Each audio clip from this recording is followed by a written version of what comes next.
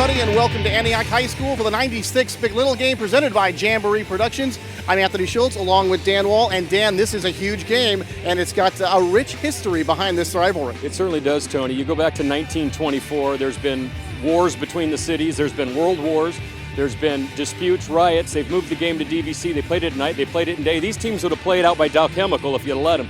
But they're back on Friday nights here in Antioch, and both teams heading to the playoffs. So this is really a game of pride tonight. Both teams know where they're going, but they'd like a last victory here tonight. Well, for Pittsburgh, Dan, another typical season, winning a lot of games, headed toward the playoffs. Jamal Lockett's going to carry the load for these guys, but really a three-headed monster. Lockett, 10 touchdowns, over 1,000 yards rushing, but a couple other guys will share the load there. But some interesting things happening with the Pittsburgh Pirates. Well, he'll share the load if they can overcome injuries. Both Menifee and Ross are injured. They're the backup running backs, so Lockett's going to see the ball. They don't pass very well. They only average 80 yards a game.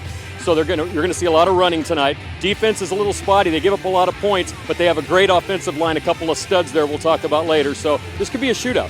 And good things happening on the Antioch side. A nice record, winning a lot of games. They put up a lot of points early, ran into some trouble during league play, Dan, and running into a little trouble here tonight with their quarterback, Carthong, out tonight. Yeah, Spencer Carthong, the all-everything quarterback for Antioch, leading passer, the second leading rusher, won't play due to a suspension sustained in the last game. So they're going to rely on junior Alex Obias at quarterback. But Hamilton at running back, he's 1,100 yards and 7 touchdowns. He'll get the ball a lot. So basically, you're really kind of looking at Hamilton and Lockett carrying the load here tonight for the Panthers and the Pirates. Should be a great game. The 96th Big Little game coming at you right after this.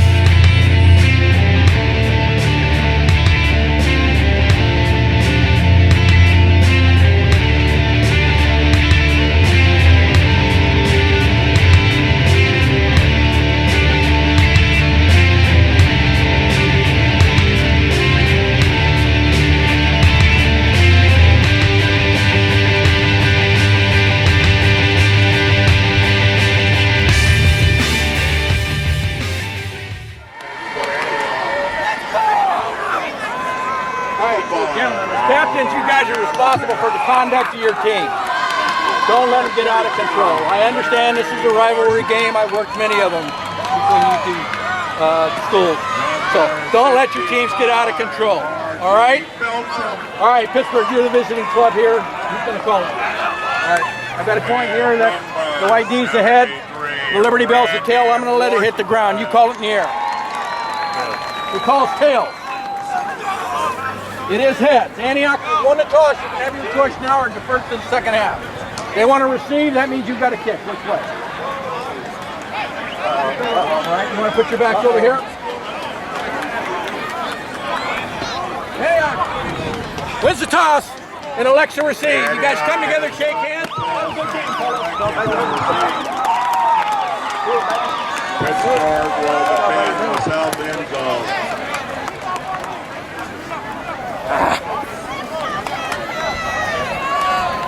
Hurry up, guys.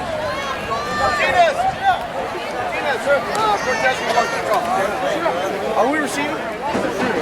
And now we'd like to ask everyone to stand, and gentlemen, if you will, remove your caps as we introduce the Antioch High School Marching Band and Color Guard. Music Director Tony Cavallari, Drum Major Cameron Ortiz, Guard Coach Marianne Pettigord, Majorette Kylie Tips, Captain Madison Conway, Mackenzie Tips,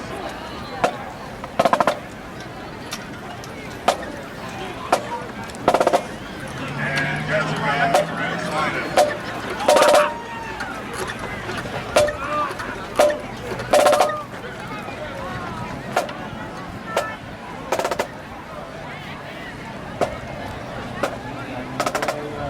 And now we will have the Antioch High School Marching Band Color Guard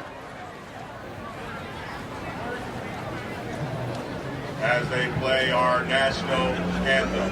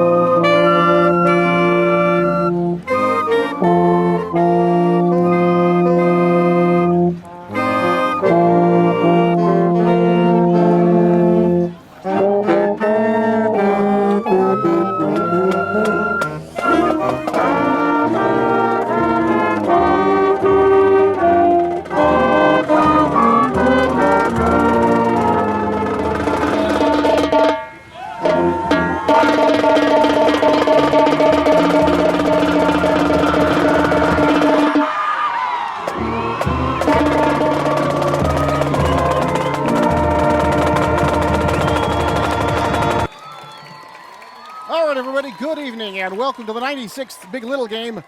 And I'm Anthony Schultz along here with Dan Wall, presented by Jamboree Productions. And Dan, take a look at the standings. Freedom on top in the BVAL at 4-0. Pittsburg 3-1, 6-3 overall. Antioch 1 up and 3 down in the Bay Valley Athletic League, but 6-3 overall. Another nice year for them. Well, Freedom has won the title because even if they were to lose tonight, Pittsburg has 2 losses. And they'll have 1 loss, but they would have tied with Freedom, and Freedom won the direct game. So that's over. Freedom's the champ. Pittsburg is going to be a 3 through 9, somewhere in their seat. So tonight you're basically playing for pride. A lot of people would say, well, Antioch 6-3 too. But let's examine that a little bit further. Yes. Antioch has played their first 5 preseason games against teams with a combined 12-33 record, Tony. And Pittsburgh played 5 teams with a combined 32-12 record. So you can see the competition was a little bit better for Pittsburgh in preparation for this, a very tough league.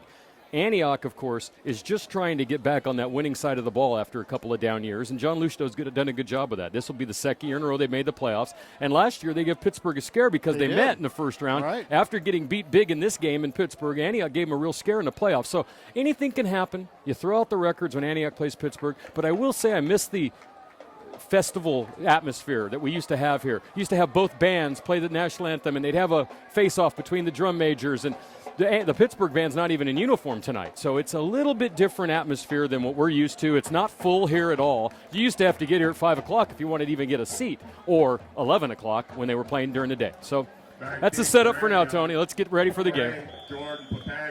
And Papagani getting set to receive, and Inguez to kick off for Pittsburgh, and we are underway. And this one is going to bounce going right through the end zone, a touchback. And let's take a look now at that Antioch offense. Alex Abias at quarterback, Elbert Hamilton, the running back, DJ Wall, Darian Jones, Jordan Papagani, and Bryce Dawson in that 4 wide receiver spread. Sura, Gatto, Washington, Crespo, and Rodriguez across that front line. We'll have the Pittsburgh defense for you in just a moment. Antioch in black and Pittsburgh in orange. Very Halloweenish. Let me point out something to you. Antioch's offensive line goes 225, 250, 364, 270, and 210. So they got some big guys on that line. Of course, Pittsburgh, a lot of times those built on speed. So sometimes it's power versus speed when these two teams play. All right, first down and 10. And the Panthers operate from their own 20-yard line. Fires. Little hitch pass, going to be caught at right about the 20, and that's all. Here is that Pittsburgh defense for you. 18, KJ Wilson. Here's that Pittsburgh defense for you across that front line. Moto Melee, D'Angelo Powell, Antonio Huey, he's one of the big guys. And at Chibu, and let's own Yaukue, and Marcel Underwood, Noah Palega, Alan Chapman, and Corey Alexander there defensively for Pittsburgh. Also Cameron Heath, Shane Morris, and Xavier Crawford to round out the Pirate 11 on defense. The first pass was to Wilson, tackled for almost no gain by Shane Morris. That time Hamilton into the lane, no gain, so we're at 3rd and 10, Tony. So 3rd down and 10 yards to go. Need their own 30-yard line here for Antioch. Started at their own 20-yard line. From the shotgun again, fake, going over the middle, and hit and stripped of the ball. That would have been a first down. And a nice play there by Pittsburgh. That's Shane Morris who came up to make the hit. And I think Wilson might have heard the footsteps of number 6, Corey Alexander, who goes both ways for Pitt as a safety and a wide receiver. Because he kind of, that pass was over the middle, had to reach a little bit for it. That's where the ribs get exposed, and that's where sometimes the wide receivers give up a little bit there. So 3 and out for Antioch. So here are the Panthers now lined up in their base offense here. And I can't believe they would go for it here in this situation so deep in their own territory. Now they're going to back up, look like they're going to kick the football. Quick punt, just did get it off. And this one's going to hop inside Pitt territory, taking it about the 41 and across midfield and inside of Antioch territory down to the 49. Alexander on the return for Pittsburgh. Almost blocked, Tony, and about a 7-yard return for Alexander. Let's take a look at the Pitt offense. All right, here's that Pitt offense for you. Lorenzo Renteria at quarterback. Lockett and Menifee are in the backfield. Xavier Crawford and Corey Alexander are the wideouts. And Moto Melee, D'Angelo Powell, Antonio Huey, Brandon Moore, and Larry Serta Cruz, and Rene Cardona across that front line for the Pirates on offense, and we'll have the Antioch defense for you momentarily. All right, first down and 10. They're going to mark this ball back at midfield, so that's where the Pirates will start. And Menifee is in the game. We had mentioned, Tony, that he was sporting an injury, but he's in there to block on first down. And running out, breaking free, 40, 35, 30, and he is gone all the way. Touchdown for Lockett, his 11th score of the year, Dan. 50 yards away and one play from scrimmage for the Pirates, and they're on the board for 6-0. Well, Lockett just moved that much closer to 1,000 yards. He's right around it now at 984, his 11th touchdown. And after there was one guy he made miss, and then there was no one between here and the river. And take a look there, Dan. He just broke right through, and then there was really nobody in the secondary to get him. And here comes that swinging gate alignment, and they're just going to go right back to a regular formation here. And Iniguez is going to attempt the point after. Remember, Saldano is hurt. He's their normal kicker. He's missed the last 3 games, including tonight. So Luis gets it, snap, hold, kick, and he just kind of knuckles that one through, but it's no good. So that has the score remain at 6-0 in favor of Pittsburgh. That was so fast we didn't even get the Antioch defense in. We didn't have time. But really, that kick, though, kind of looked like the Warriors' offense for most of the game on Wednesday night. But they eked out a win, Tony, and that one almost eked out a point, but it was no good, 6-0. But if this is how it's going to be not real pretty here tonight. That's all I can tell you. No, Antioch's going to have to crowd that line a little bit more, I think, Tony, get a few more bodies up there. And you looked at the numbers, Dan, and you see all the touchdowns, Lockett, Ross, and Menifee, between them 24. And then, oh, by the way, Renteria has 3. And when I talked to the Pirate coaching staff earlier in the week, and they told me, look, if you want to crowd that line against us, you go ahead and do it. We'll run a little play action. We'll throw the ball sometime. Well, they have talented wide receivers. Crawford and Alexander both have 14 catches and both for right around 200 yards. But they do not throw a lot. If you look at their stats, Tony, you're talking about a team that 80 yards a game per average, whereas Antioch averages 150 yards a game. That's going to be different with Carthong out. Pittsburgh rushes, though, for 264 a game. So that's basically where you're looking. But they give up a lot of points, Tony, 27 a game. And they've played some tough teams that scored a lot of points against them. All right, here's a kickoff. Taking it about the 2-yard line. And that's Garner trying to get to the outside, still on his feet. Garner going to be spilled out across as he gets past the 20-yard line. And that's where Antioch will set up shop here, first down and 10, trailing 6-0. Kind of reminds you of what we saw last week, Tony, when we did the Clayton Valley Northgate game. Northgate was always starting at the 20, and Clayton Valley was always starting around midfield. And that's exactly what we've had in these first 3 possessions. Now let's see if the Panthers can change that.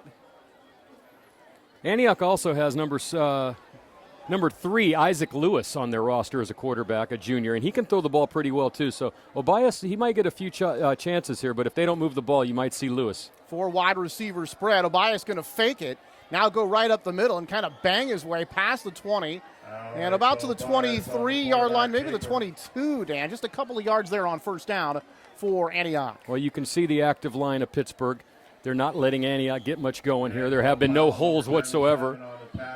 And that was just basically your quarterback option out of the spread. So here we go on second down. Now 2 wide receivers, the far side to the near side. They're going to run the reverse. Now it's the option pass. Going to throw the ball deep downfield. They've got a man open, and it's going to be caught at the Pittsburgh 35-yard line. First down and 10, Antioch. K.J. Wilson with the big grab, and Antioch gets himself a big play. That's a 40-yard play, Tony, and who threw the pass? Isaac Lewis, the backup quarterback. So they found a way to put him in, kind of like how the 49ers are using their backup quarterback to come in and make plays. He did on that play, and actually a good defensive play, but the defender fell down, so now Antioch's in business. Obias looking. Gets away from one tackler and then just gets past the line of scrimmage and maybe picks up a yard. So Obias just looking over there, Dan, as he's rolling left, didn't find anything, got away from one man, but picks up maybe a yard on that little scramble. Will bring up second down and 9. Well, he not only missed a tackler, he might have missed a beheading as he ducked away from that. I just saw an orange blur kind of pass him by, but he's going to have to be careful. He's not moving he's not with a lot of speed when he's scrambling. Obias again from the shotgun. Throws, he's got a man, falls down. It's going to be good for a few yards, and that is number 15, Bryce Dawson. Going to leave him about 3 yards short of the first down, Dan, and bring up third down here for the Panthers. Well, it looks like Pittsburgh giving him a little bit of room in that middle of the field. Obias is going to have to find those receivers open.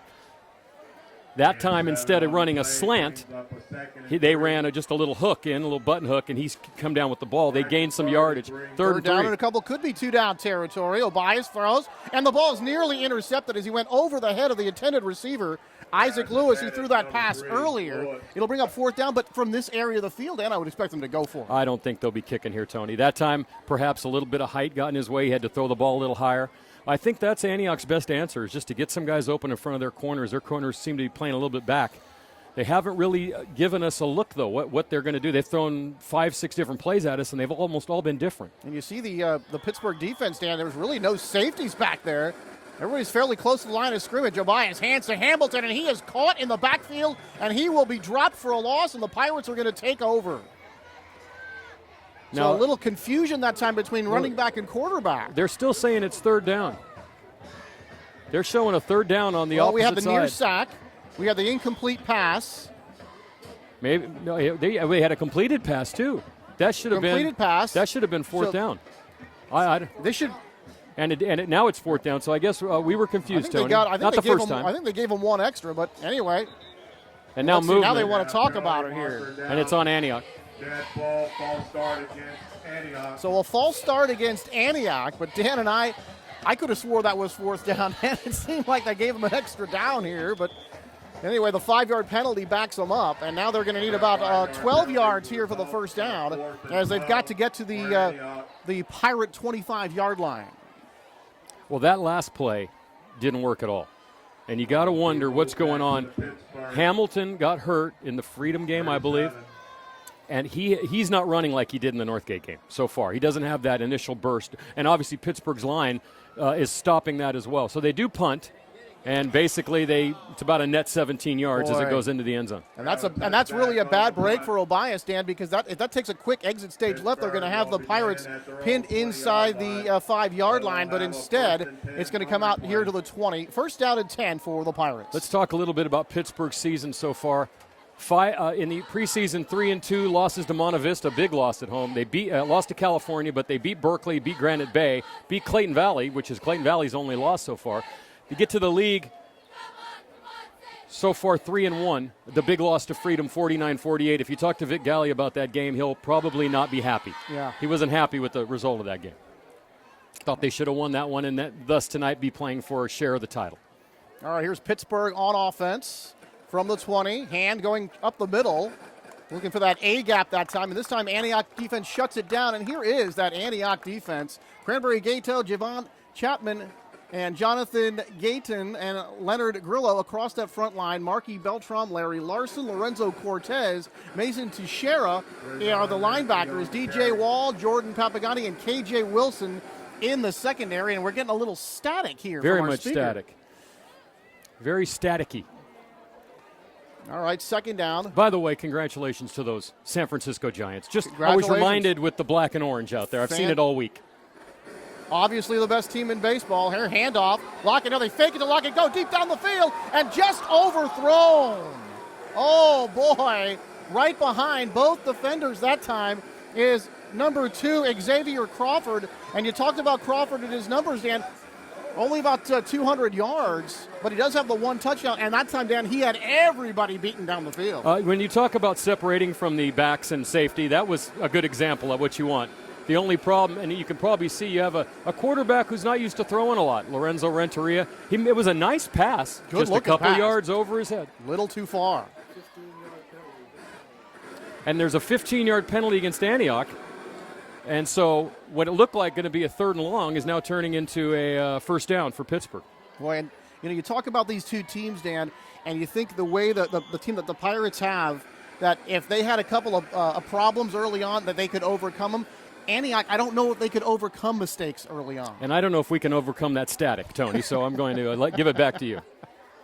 All right, 1st down and 10. Just outside the 35 to the 36. Lockett picking his way, cuts to the outside, breaks a tackle. Stiff arm, and Lockett's going to get across midfield to the 49, maybe the 48-yard line of Antioch. 1st down for the Pirates. 16-yard gain, showing good speed to the outside that time. You can see why Lockett is their featured back, but they have another back over there, Tony, that's had Harris Ross, number 22, had a heck of a game last week, and he is hurt, though, and we might not see him. So we're going to see a lot of Lockett, a lot of Menifee in the backfield. But so far, it's basically been Lockett. You know, all of them coming in with 5 numbers, Dan. We'll get into more of that as this drive moves along.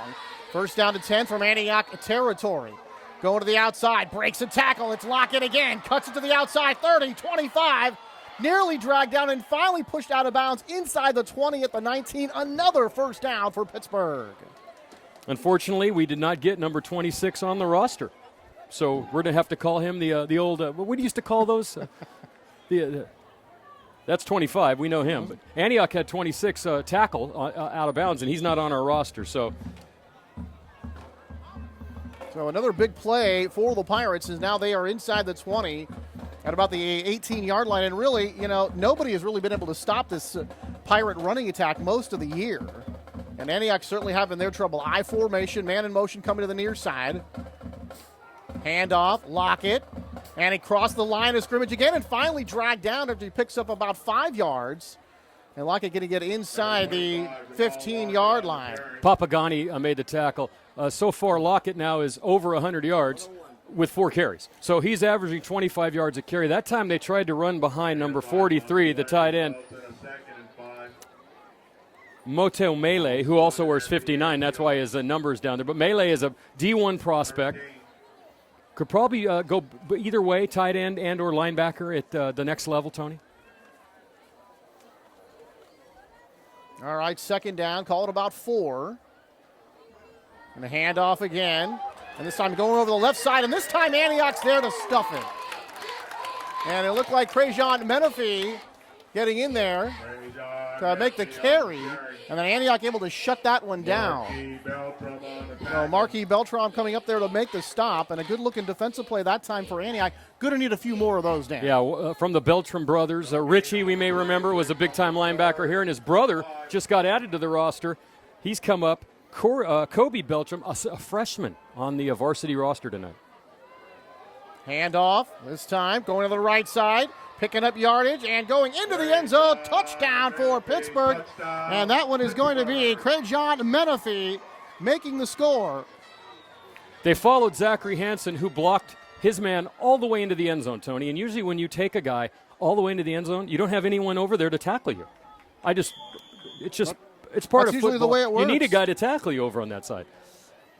So Menifee a touchdown, and they're going to go for 2 here in an odd-looking formation. That swinging gate, and they are going to get in for the 2-point conversion and make it 14-0 Pittsburgh.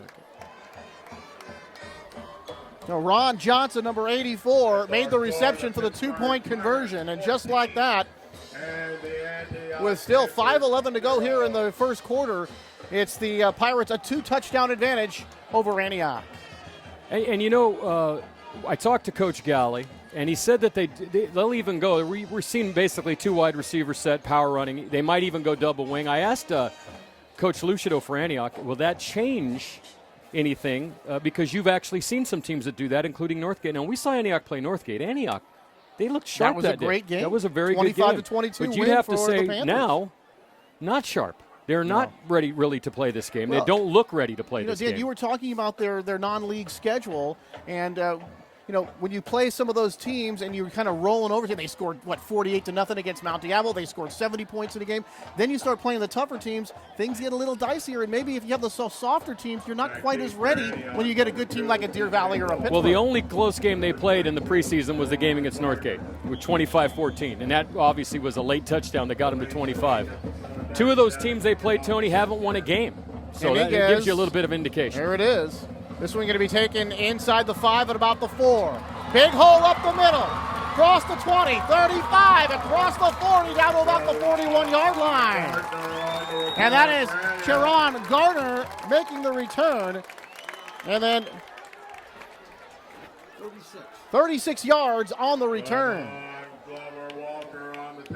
Glover Walker making the tackle, but a nice return. And hell, how about this, Dan? The Panthers with good starting position this time at the 40-yard line. Well, they're going to have to rely on some other things, like special teams, like maybe some trickeration, as we like to say in the announcing fraternity. I don't think that's a word. It isn't a word. No, but it's an announcing word.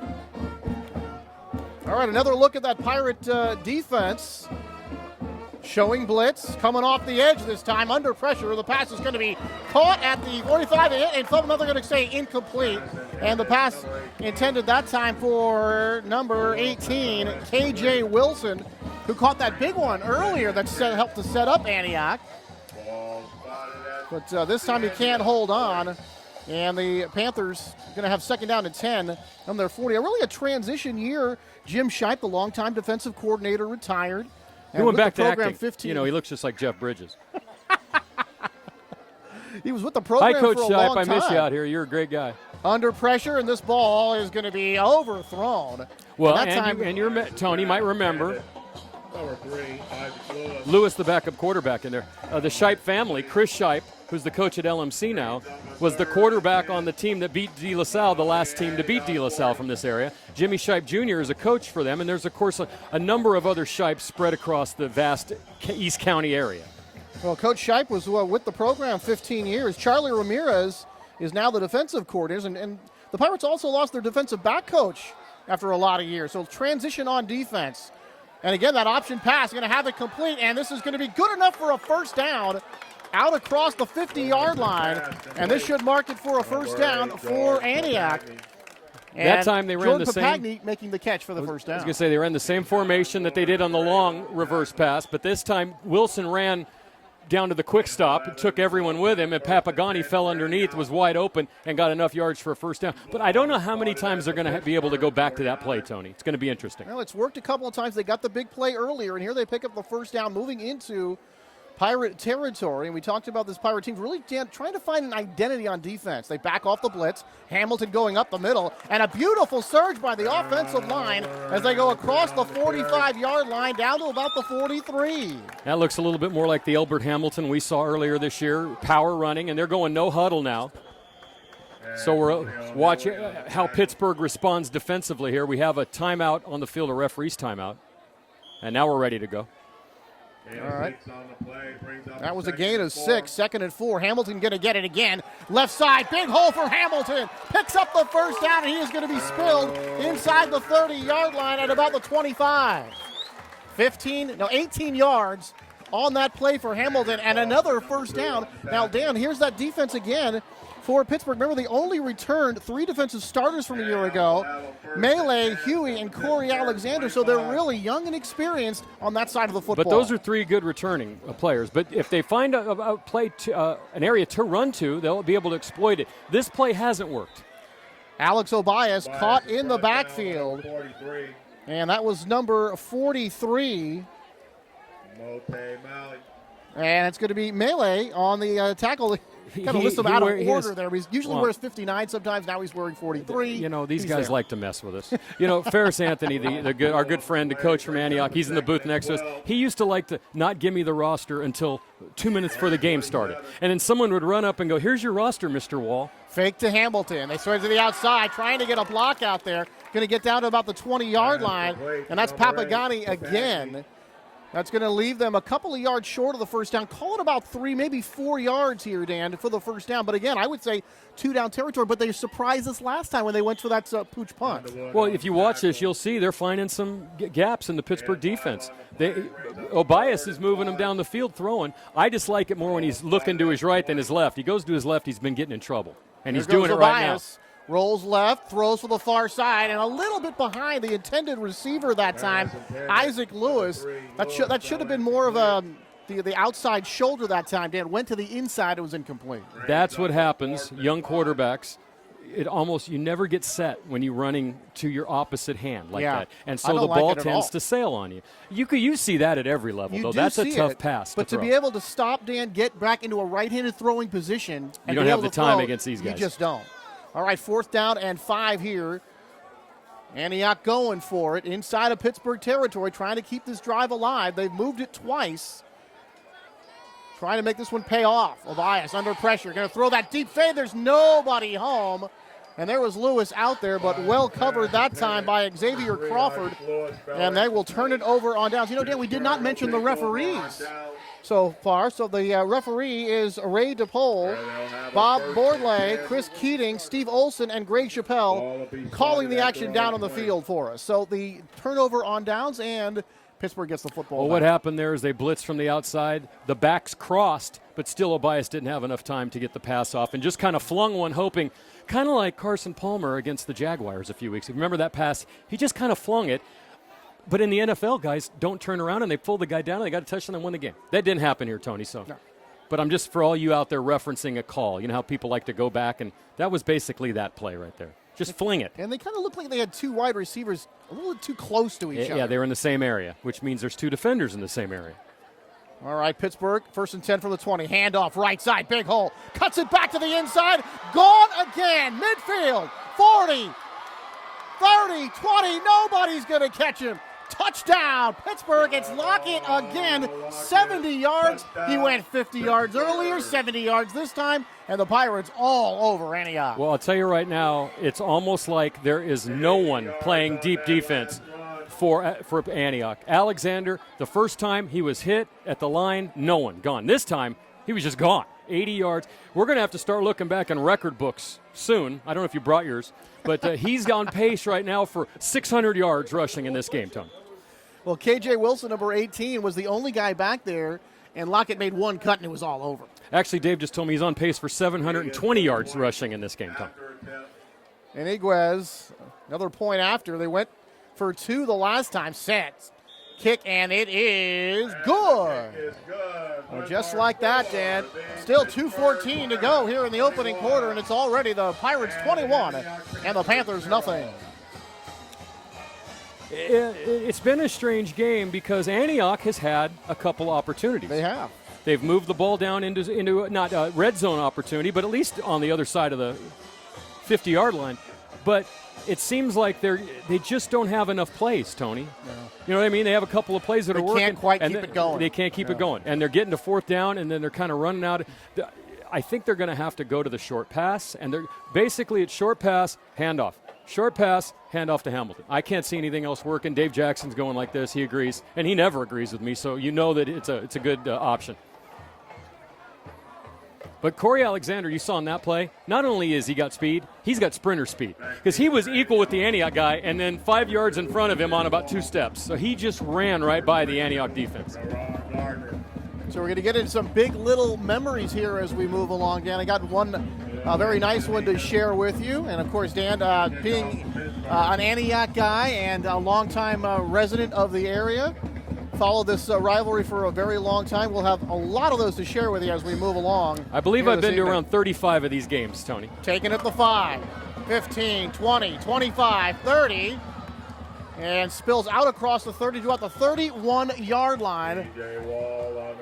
And that was Wall on the return. So about a 26-yard return for Wall, and pretty good field position for Antioch. But, Dan, the question is, can they finish off a drive? Well, let's remind everyone, if you're joining us late on YouTube, or you can just fast forward to this spot on YouTube. I watched it the other day. It looked pretty good on YouTube. But Antioch is playing without Hunter Carthon, their starting quarterback, their captain, their leader, their leading passer, and their second leading rusher.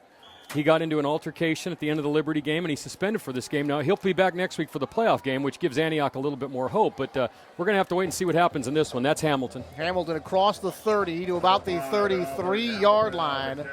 So about 3 yards on that play, 2nd down and 7. You talk about some numbers. Carthon passing 90 for 158, Dan. 12 touchdowns, just 6 interceptions, averaging over 150 a game. So they're missing that. And then rushing the ball down, he was averaging 95 yards rushing, had scored 14 touchdowns this year. So those are some big shoes to fill for Alex Obias. Big shoes to fill, I should say. Hamilton around the left side, but going to be forced out of bounds. Oh. And now a flag at the end of the play, and that could have been a late hit against Pittsburgh. So it looked like Milton Hollins. Milton Hollins forgot about the sideline there, Tony. It's as simple as that. Not only did he pushed him all the way out into the track that time, and you know what that's going to bring you. That's 15 yards. Well, we saw the flag fly, and usually in that situation, it's going to be against the defense for a late hit. Now, I've seen some of those calls where it's very questionable. You know, like one step on the sideline. Absolutely. That one was not questionable. That one was way out of bounds. So they are going to mark this off. It'll be a 15-yard penalty. 15-yard penalty from the end of the run. And Tell now us all the way out to the 42-yard line for the Panthers. Tell us about your memory in 2002 of the Big Little game. And then, because I have 5, we need more time for me. Coach Galley was talking about 2002, his first year. Pitt hadn't won a title in a long time, and it was for the league title that year. Antioch was ahead 21-7, and and they had Aaron Strayton and Brett Castile back in those days. And Pitt put together a 2-minute drive. Dan, first play here, and now slipping and falling is number 8. And that is Jordan Papagni. Good play for the Panthers, and that'll set up second down and short. So they were ahead. Antioch was ahead 21-7, and Pitt put together a 2-minute drive at the end of the half. Went on to win the game 31-21, and Vic Galley carried off the field by his team. 2002 in the Big Little game. And Castile and who was the other player for Antioch you mentioned? Aaron Strayton. Oh, both of those guys went on to play in college. That was a very talented Antioch team. Fake to Hamilton. And then Obias is going to run. He's going to get out across the 40 to the 39-yard line. He picks up about 8 yards on that play, and that'll be a first down as they move the chains here for Antioch. So again, Dan, fourth time with the football for the Panthers, and they're moving it, but they just can't finish off drives. Well, we did say Pittsburgh's given up 27 points a game, but they're averaging almost 34. They've been in a lot of shootouts. So far, Antioch's moving the ball, but they need to get down, score a touchdown right now, feel good about themselves. So this time, Obias going to pick up about 4 more, going straight ahead. And you saw the Panthers, actually the Pirates, Dan, blitzing off the edge that time, but we're still able to hold that middle enough to prevent the big play. Well, we had another timeout called on the sideline to move the I don't know why you'd call it move the chains. There was no first down, but it's going to be. Oh, we had to fix a helmet is the report. So it's second down, Tony. Second down and 6 here. Obias hands to Albert Hamilton, crashes into the line. Just a yard on that play as the Pirate defense stuffs that. So it will bring up third down at about 5 yards, and that is the end of the first quarter. Big first quarter here for Pittsburgh. They lead it by 3 touchdowns. Come on back, second quarter action coming up.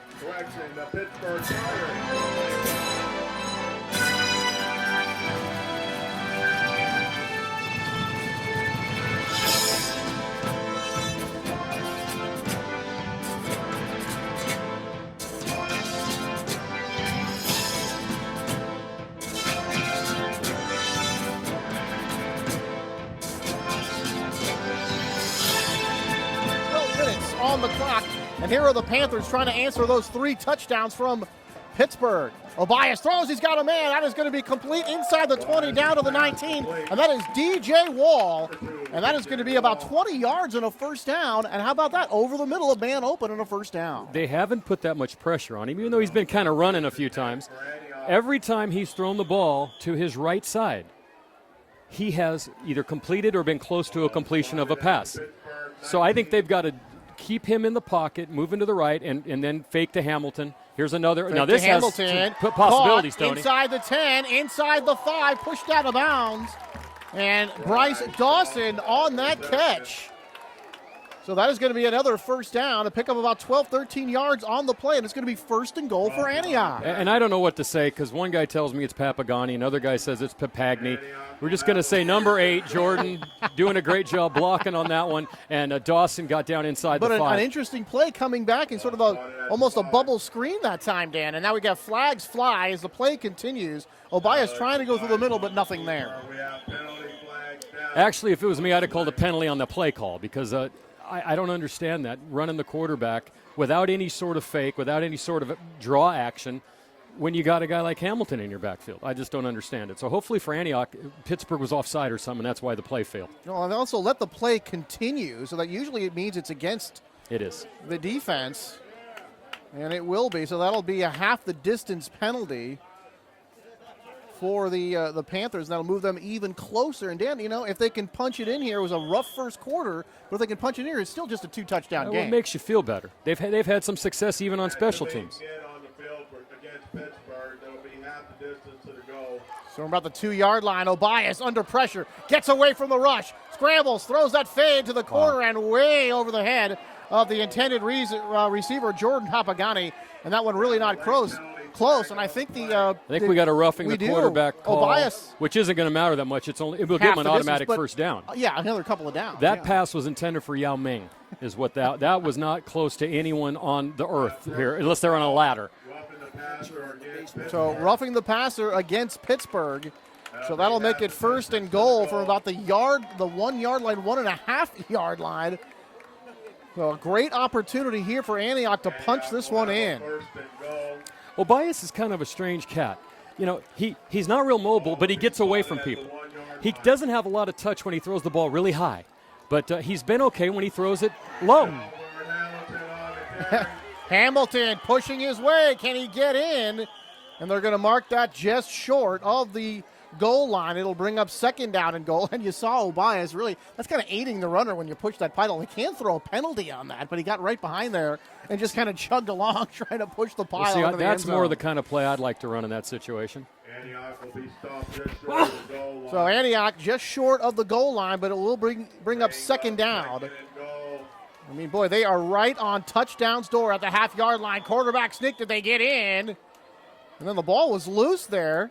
No. And then picked up by Hamilton, who jumped into the end zone, but the play was already dead. So it's going to bring up 3rd down, and this would be a crushing blow to the Antioch Hopes that they could not score a touchdown. They need to here. score it. They've got to get this one in the end zone. I think Antioch. Brings up a 3rd and goal. Well, what are they doing now? Because Bias is on the is sideline. out of the ball game here. So now they're going to go Wildcat with Hamilton.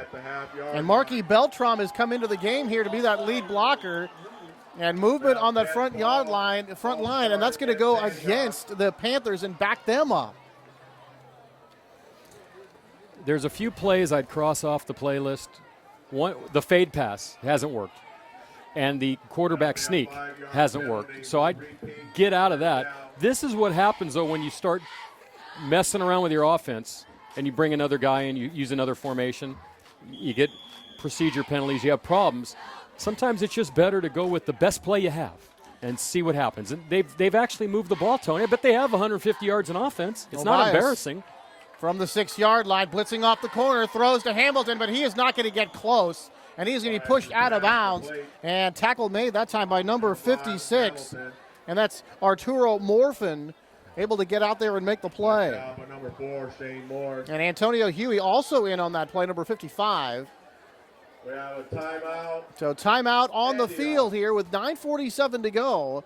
And this looked like a golden opportunity for Antioch, and all of a sudden they've been pushed back here with a penalty and some stingy Pirate defense. Well, you saw Huey there. Both Huey and his counterpart Melee are both Division I prospects. Haven't decided where they're going to go yet, but people are obviously looking at them. You can see the speed they have to the outside.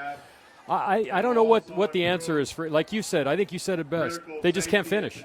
They're moving the ball, but it seems like every time they get close or they get into that panic situation of a 4th and short, everything falls apart.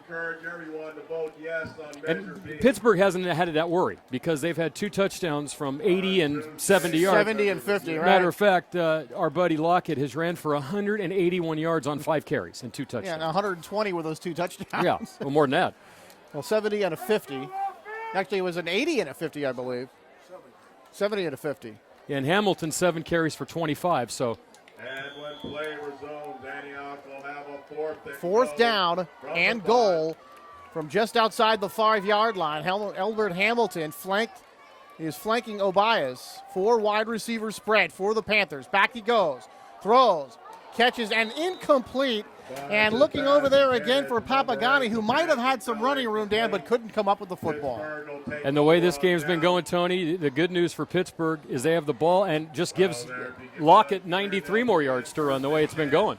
From their own 5-yard line. And that's that situation, Dan, where you knew coming in that Antioch was going to have problems stopping this Pirate run. Well, you'd hope they would make them take the bus and at least make them take a long time to get down there. But so far, the Pirates have been taking a plane and flying the down Concorde, the field. yes. And the thing is, you almost have to put usually you put a safety back to stop the pass. They're going to have to put a safety back to stop him. So we'll see what happens here as we got 9 minutes and 42 seconds to go in the second quarter, 21-0. And I doubt if Vic Galley's going to take the pedal off the metal here until maybe the late third quarter. All right, 1st down for the Pirates, operating from about their own 6-yard line.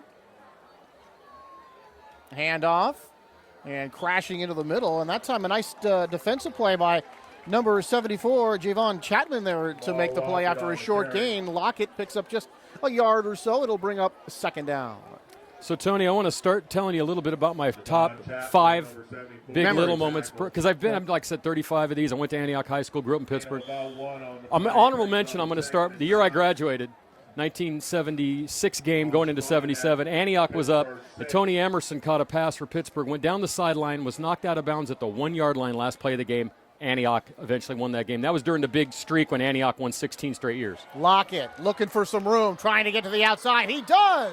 Lockett down the sideline, finally pulled down, but another big play from Lockett and that Pirate running game.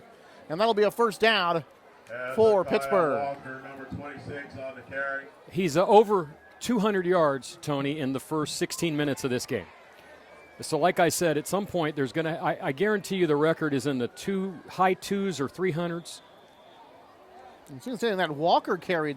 That was Walker? That wasn't Lockett? I think you said it was Walker. I said it was 26 on the tackle. I thought it was Lockett on that carry that time. It was Lockett. So it was Lockett.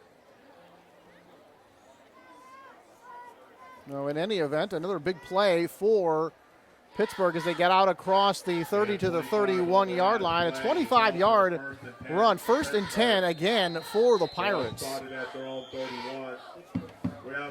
And the Pirates want to call timeout and talk it over, and we'll talk more big little memories. Well, we'll go to number 5. And number 5 is the end of the streak. And Dave Jackson, he was in his probably late 50s when this happened back in 1968, or was it 69, when Antioch won for the very first time in 21 attempts, I think it was, over in Pittsburgh. 22 attempts. Coach Snelson, one of the coaches here, and his son, who obviously played here, was the coach that year. And I remember walking out of there, and it was this real kind of, that was back when going to Pittsburgh, if you were from Antioch, and I had just moved to Antioch a couple years earlier, you had to be with your dad or your big brother or your friend from a motorcycle club to get out of Pittsburgh back in those days. And I remember us getting to the car because things were scary. I mean, there was a verge of a riot or that kind of sense in the air. But Pittsburgh had lost this game because 6 or 7 years later, when I played basketball there and we beat them for the first time in 22 years in basketball, there was a riot. And we had to have a sheriff escort us home on the bus. So that was back in the day when things were, it's not like that anymore. Let's just say it's not as angry as it used to be. Thank God. Play action fake. Nice catch made over here to the near sideline. And then, boy, really taking on the defender that time and plowing him out of bounds. And that time for Pittsburgh, number 23, Crajon Menifee, put a flag on the play. And let's check the call. And it looks like one of the officials lost his hat then, so that might be an illegal touching. No, well, they tossed his hat. There's also a penalty, and I think they're going to call melee for a block in the back, although I don't know if that was a block in the back. It looked shoulder to shoulder to me. But something we don't have a direct line to look at that right now, so we're just going to have to go with what we saw. And it was a judgment call. Well, maybe the official just lost his hat there because a lot of times when they throw that hat, it means somebody went out of bounds, but apparently not on this play. But it's going to go against the Pirates and back them up, so good news for Antioch. And so, Antioch, talk about feeling good and feeling bad if they couldn't score that touchdown when they were right at the half-yard line, but maybe getting Pittsburgh stopped on offense, that would probably make them feel good too. Well, they've only stopped them a couple of plays, or the penalties have stopped them. But anyway, Tony, the tone of this game, like we talked about in the pregame, the bands used to have a big march off. And I think when you did the games with us, you might have been down there doing some interviews with past players, and we'll talk about some of the great players who went to these schools later. But and they had a parade. They still have the luncheon that both the teams come. But ever since Deer Valley came in, and I was talking to Vic about this, it's not just Deer Valley that kind of made this game smaller. It's everyone. Back in the 70s, this was the game. Pitt Antioch was the game in the Contra Costa County. De La Salle didn't matter back then. Monte Vista, we didn't know that much about them back then. It was Pittsburgh and Antioch. Now, Freedom and Heritage is a big game, and Deer Valley and Freedom is a big game. And every week there's some Monte Vista and San Ramon and California in this team. You don't have that where everyone circled on that last game, Pittsburgh and certainly Antioch. Deer Valley and Pittsburgh has turned into a big rivalry as well. Well, anyone now, it seems like out here at some time, if their records mean anything, it's a big game. But when you talk to Coach Woods and the Deer Valley Wolverine people, they say one of the biggest feathers in their cap is beating Pittsburgh. Oh, absolutely. Well, they're still the big, scary monster out here. Handoff. Crajon Menifee's got huge room again, picks up the first down, dragged out on the far side, and another big play for the offense. Darian Jones came up there to make that tackle, but boy, about another 15 yards or so on that play. And they're moving the chains again here for Pittsburgh. And right now, Dan, Antioch, we said, could move the football, cannot finish on offense, and they just can't stop the Pirate offense. Well, they just ran off the left side that time. Blocking has been incredible so far for both of these backs. Yeah, great. Menifee, rumored to be hurt, is not hurt. You can see he's running very well. Playing well. Double tights. And they go to the fullback that time. Just a couple of yards there will bring up second down. Kind of pushing the pile that time. And Antonio Huey, he comes in that big package, Dan. That's a big package. And that is a big package. Kind of reminds you of the fridge or a Guy McIntyre kind of situation. That's what Coach said. It's kind of to reward him for all the blocking and things that he does, where he doesn't really get the reward of carrying the ball. So just 2 yards, and from the 47-yard line, and now a false start. It looked like the tailback out of his stance there a little bit early. That'll be Crajon Menifee, and that'll cost the Pirates 5 yards. But when the Pirates have made mistakes on offense, Dan, they've made a couple, but they've been able to overcome them rather easily. A couple of guys we didn't mention on their coaching staff. Juan Corral, who played quarterback back in that 2002 game and went to LMC's over there. You mentioned Francisco Ramirez. Ken Simonton is the running back coach, the great running back, one of the top 5 players in Pittsburgh history, who went on to have an NFL career in Buffalo. I think he played in the CFL shortly, but he also set the Pac-10 rushing record at the time at Oregon State. Man in motion, and now somebody up out of their stance on the offensive line. So that's going to be 5 more yards against the Pirates. This one's going to back them up now as they keep going backwards here. Well, it's going to be a long yardage situation here. That'll mark the ball at just across the 35 to about the 36-yard line. That's 55 yards in penalties, Tony, against the Pirates. A couple other names, Todd Whitmire, Eddie Loretto, who kicked for Antioch as their special teams coach at Pittsburgh. Salim Muhammad was a great player at Pittsburgh. Manny Chavez, Sam Garcia, Jimmy Shipe Jr., and Sergio Vargas. So an NFL-size coaching staff for Coach Galley. They have a kicking coach. Throw, and this one is going to be in and out of the hands of the intended receiver. That was number 6, Corey Alexander. Had to reach a little bit too far that time and could not haul it in. The rumor is Coach Galley doesn't attend practice. He just comes to games. He has that many. That rumor, no, I can just substantiate that. He does go to practice. I went out there, and unless there's an exact look-alike with the same voice. I've heard that rumor Galley. too. I've heard that rumor too. But one thing about Coach Galley, you've talked to him for a number of years since he's been here. He said he missed us, by the way. But when we talk, he doesn't mince words. No. He's pretty blunt about players Yes. and certain things going on. Yes. And I can't repeat all the things that You he can't said. say, that's the only problem with him. He prepares you well, but you can't say half the stuff you want him. Back to pass, looking downfield, throws. This one is going to be caught in and out of the hands of the intended receiver. Broken up by Antioch, and that was intended for Corey Alexander. And Papagani there defensively, along with Darian Jones, to break it up. So that will bring up 4th down. So the penalties this time hurt, and finally we'll get a Pirate punt. Well, you assume Maybe. we'll get a Maybe Pirate we'll get a punt. Pirate punt. But that makes me question. Renteria has thrown some nice balls. He's got a good arm. Ball spotted at the Pittsburgh 36.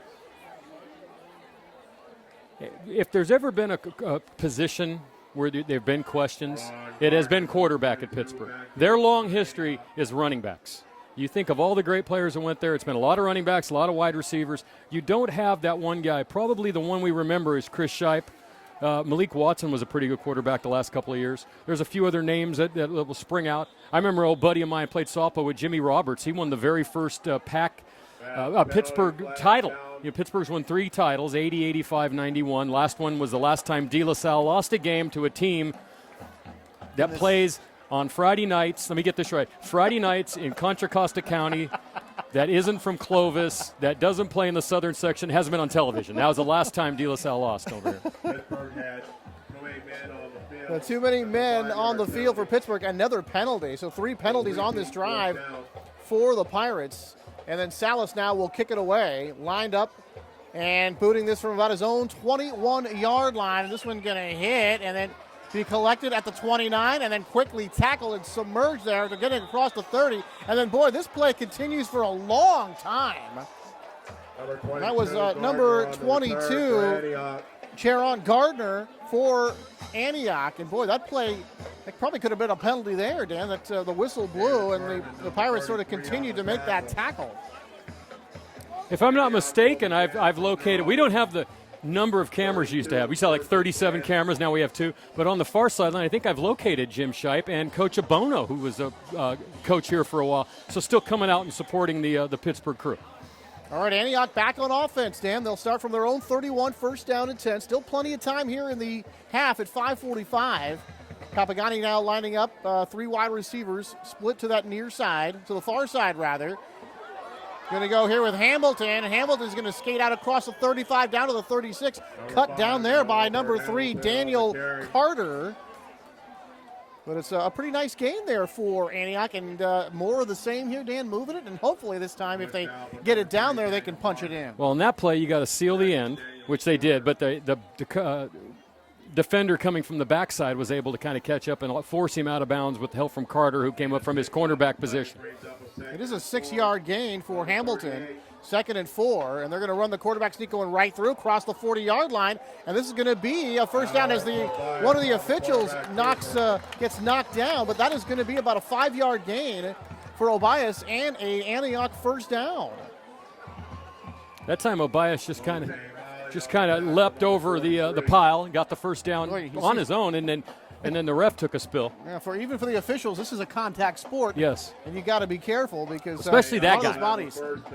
The guy right there, the umpire, that's why in the NFL he's over here now.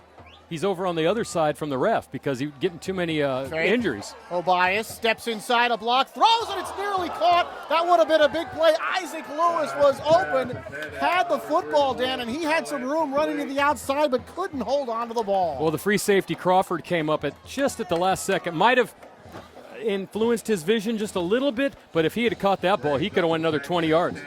Boy, I'll tell you, we saw that long pass earlier that's to Crawford that Pittsburgh missed, but ended up scoring anyway. And you see an opportunity like that for Antioch, they let it get away, Dan. That's gotta kill the coaches over there and John Lucido. Obias rolling to his right. With time, throws deep down the field, and this one is going to be intercepted by Pittsburgh at about the 15. Cross midfield, 40, inside the 35-yard line. And that was Corey Alexander, number 6. And now we've got a flag on the play, and there's a melee over there on the far side of the field. We have late penalty flags down on the play. Well, let's see if they're going to sort this out. And Ray DePaul, the referee, and his crew going to figure out what happened, but it was obviously after the interception and a post-possession penalty, and it will be Pirates football. While we're talking about memories, 1974 was a game that'll never be forgotten here because it was the impetus to move games and move them out of city and move them to daytime. In 74, Antioch was ahead 20-0 at halftime. Pittsburgh had negative yards in the first half. So at halftime, the cheerleaders for Antioch set up that big sign, for the players to run through. Guess who ran through it? The Pittsburgh cheerleaders. Oh my, it was on. Let me just tell you, I remember the memory of seeing 3 or 4 Pittsburgh cheerleaders handcuffed to the railings on the other side after the riot that ensued during that game. The next year, the game was in DVC for a number of years, didn't even get played on this side of the hill, and it was in the day. So that's kind of where that all came from. So it's going to be offsetting penalties after that melee. So a 45-yard return for the Pirates. Well, you know what's funny about that? There was a melee that included melee. Yes, melee was in the melee. And let's just hope no one gets thrown out of this because, you're out for a game. You don't want to miss next week. Both these teams are probably going to be playing next week. I can't imagine Pittsburgh would go up as high as to get out a bye next week but there's only going to be about 12 or 13 teams eligible. There's a lot of teams that haven't won enough games. Yeah, it could be 4 byes. So Antioch's probably good. Antioch's not going to have to play De La Salle, Logan, El Cerrito, or probably California or Freedom next week. The following week, it could be one of those things where Antioch has to go play De La Salle if they were to win, depending on who they play. And when play resumes, And Pittsburg finally, will have a we're going to get this 1st and next 10 playoff. from the So Antioch following that 30. interception and that big return, it's the Pirates from the 30-yard line. 1st down and 10, they lead by 3 touchdowns. Offset eye in the backfield. They handle the tailback, trying to break a tackle. It's Menifee, and he's going to be dragged down. And this time at number 10, Cortez Lorenzo coming up to make the stop, and that'll hit him for a yard or 2 loss. So nice play by the Antioch defense. Well, we're seeing a little different package. Lockett isn't in the game. They brought in Tyrell Lassard as the leading blocker, and that time handed off to Menifee as the lead runner. And good pursuit by Antioch. That time, 2nd and 13. So 4 minutes and 32 seconds and counting. 2nd down and 13 from the Antioch 33-yard line. Short drop, throws, little hitch pass on the side, caught, breaks a tackle, and they're going to pick up some nice yardage there. And that's Zachary Hansen, number 18, who was able to make the catch. And he picks up enough yards for a 1st down, and the Pirates move the chains again. Larry Larson made the stop. That just looked like taking advantage of what the other team gave me. There was no one up on the line of scrimmage on the far side. They threw a little hitch pass out, and you just ran for 10 yards. You're going to give it to me, I'll take it. In a 1st and 10 for Pittsburg. So 1st down and 10 for the Pirates inside the 20 to about the 19-yard line of Antioch. They're trying to march down this time for a touchdown at number 4. Receiver split to either side. Menifee the lone setback. They're going to fake it to him. Dump the ball off. Caught. 15, 10. Cuts it to the inside. Cuts it to the outside. Inside the 5. Touchdown! Touchdown. And Melee making the catch. Running it in. Touchdown from 19 yards out. And the Antioch Panthers, again, Dan, being pushed around defensively by a very powerful Pittsburgh offense. Well, you're starting to see a little bit more of what else Pittsburgh has. Right. We saw a lot of Lockett. Now we're seeing Menifee. Now we're seeing Melee. And you're seeing Melee. This is a guy, like I mentioned, he's going to be playing next year somebody. Is he a tight end? Is he a defensive player? From what I've seen, he could probably do both. When I talked to Coach Galley earlier in the week, he told me, look, if we sense that you're trying to pack that line to stop that run, we'll do a little play action. They did it to perfection there, Dan. 19 yards at a 1st down. Snap, hold, spot, and the kick is good. And thorough domination right now by the Pittsburgh Pirates as they lead the Antioch Panthers 28-0 in the 96th. Big little game here from Antioch High School. Well, Tony, here's something I wanted to ask you about. Have you ever been on Max Preps? They do a great job covering high school sports. But the only thing I want to ask is, how do they come up with these state rankings?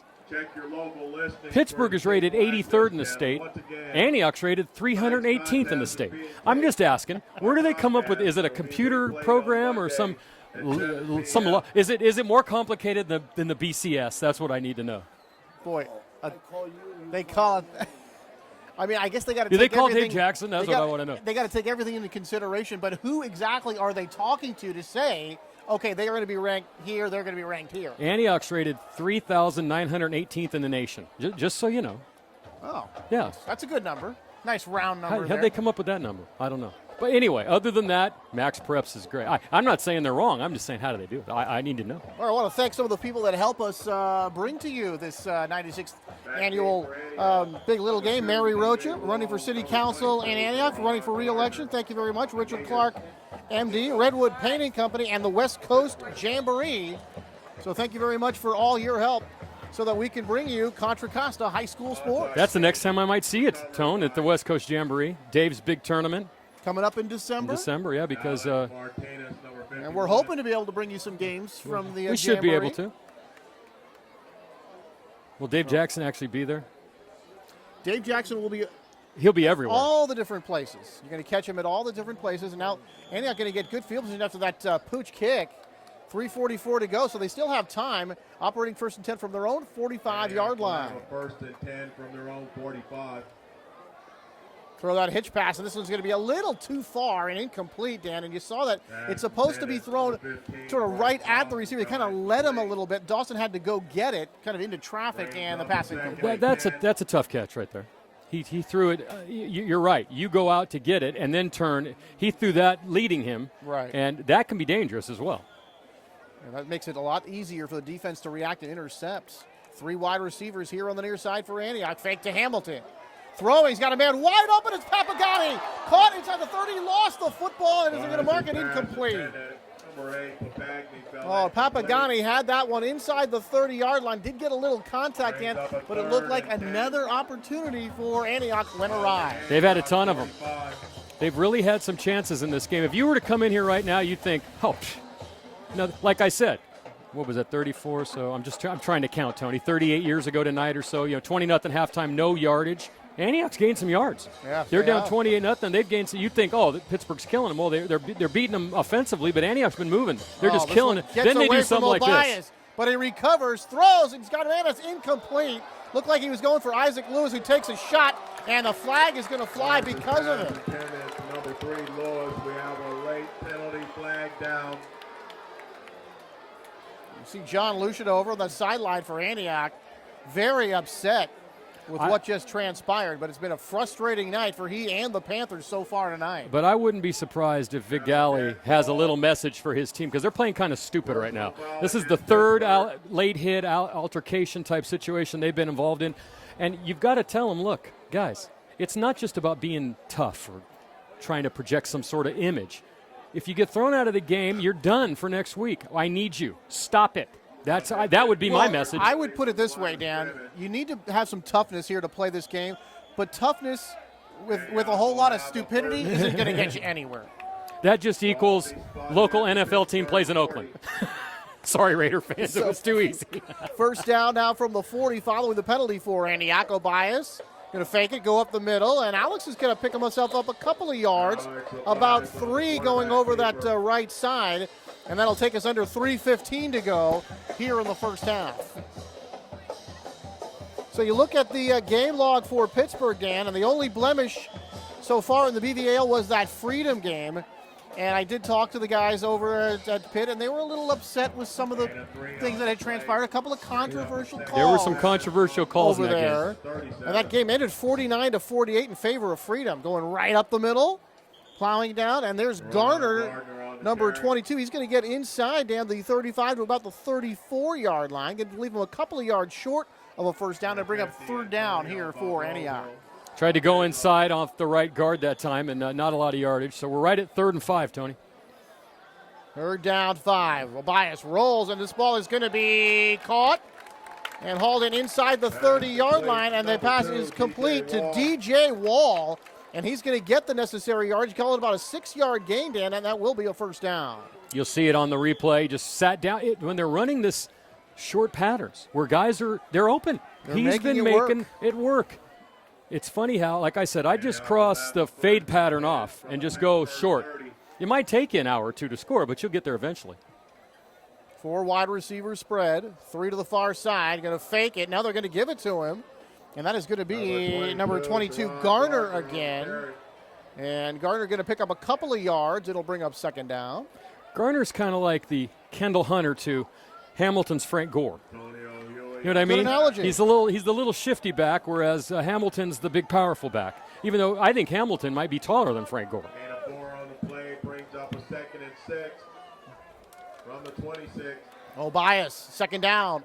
Under some pressure, Alex trying to get away, hit and sacked. Down he goes. Way back past the 35 to about the 37-yard line. That was a D1 sandwich right there. Ooh. Melee and Huey, both D1 prospects that time. And, they're not small. That can't feel good. And Obias, when he's had one guy to get away from Dan, he's been able to step inside or step around. But that time he had the 2 guys there, and there was just nowhere to go for the quarterback. Yeah, he had that was a pocket protection breakdown. Third down and 18. They got to get to the Pittsburgh 20-yard line. Fake. Obias back, has some time, throws. Ball is going to be caught at the 30.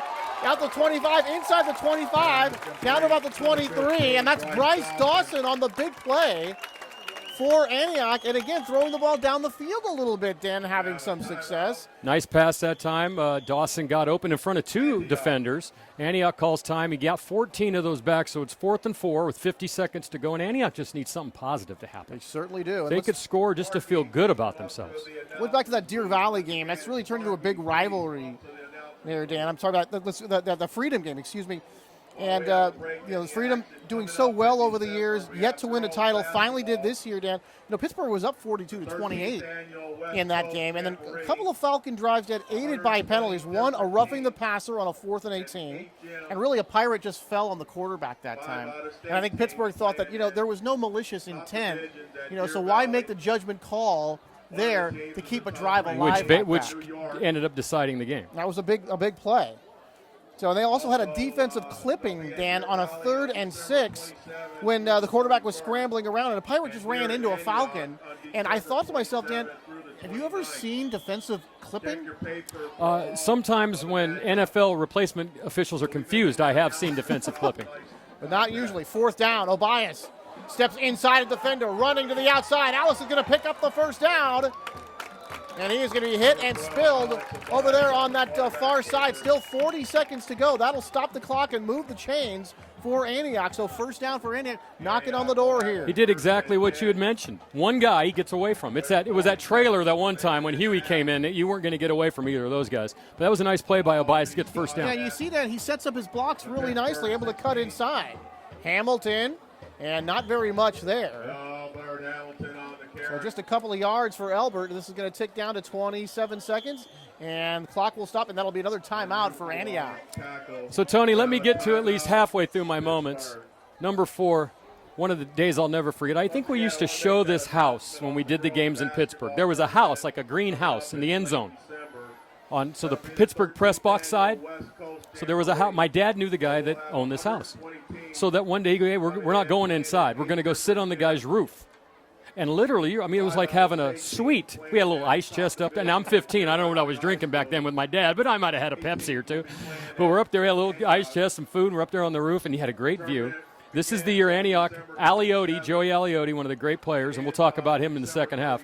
He had 4 downs from inside the 10, and he overthrew one of the Moffats. And this is Roy Moffat, Ray Moffat, that family of Moffats that went to Pittsburgh. A couple of them went to Cal. Overthrew him in the end zone on the last play. And, I mean, we could literally were like 10 feet away on the house watching this play, the ball sail over his hand. So that's one of my moments. Sam Richardson, who I graduated with, had returned a field goal for a touchdown that gave Antioch the lead in that game. Coming up at halftime. Big little game memories with Dan Wall. Oh, we got 3 more good ones, too.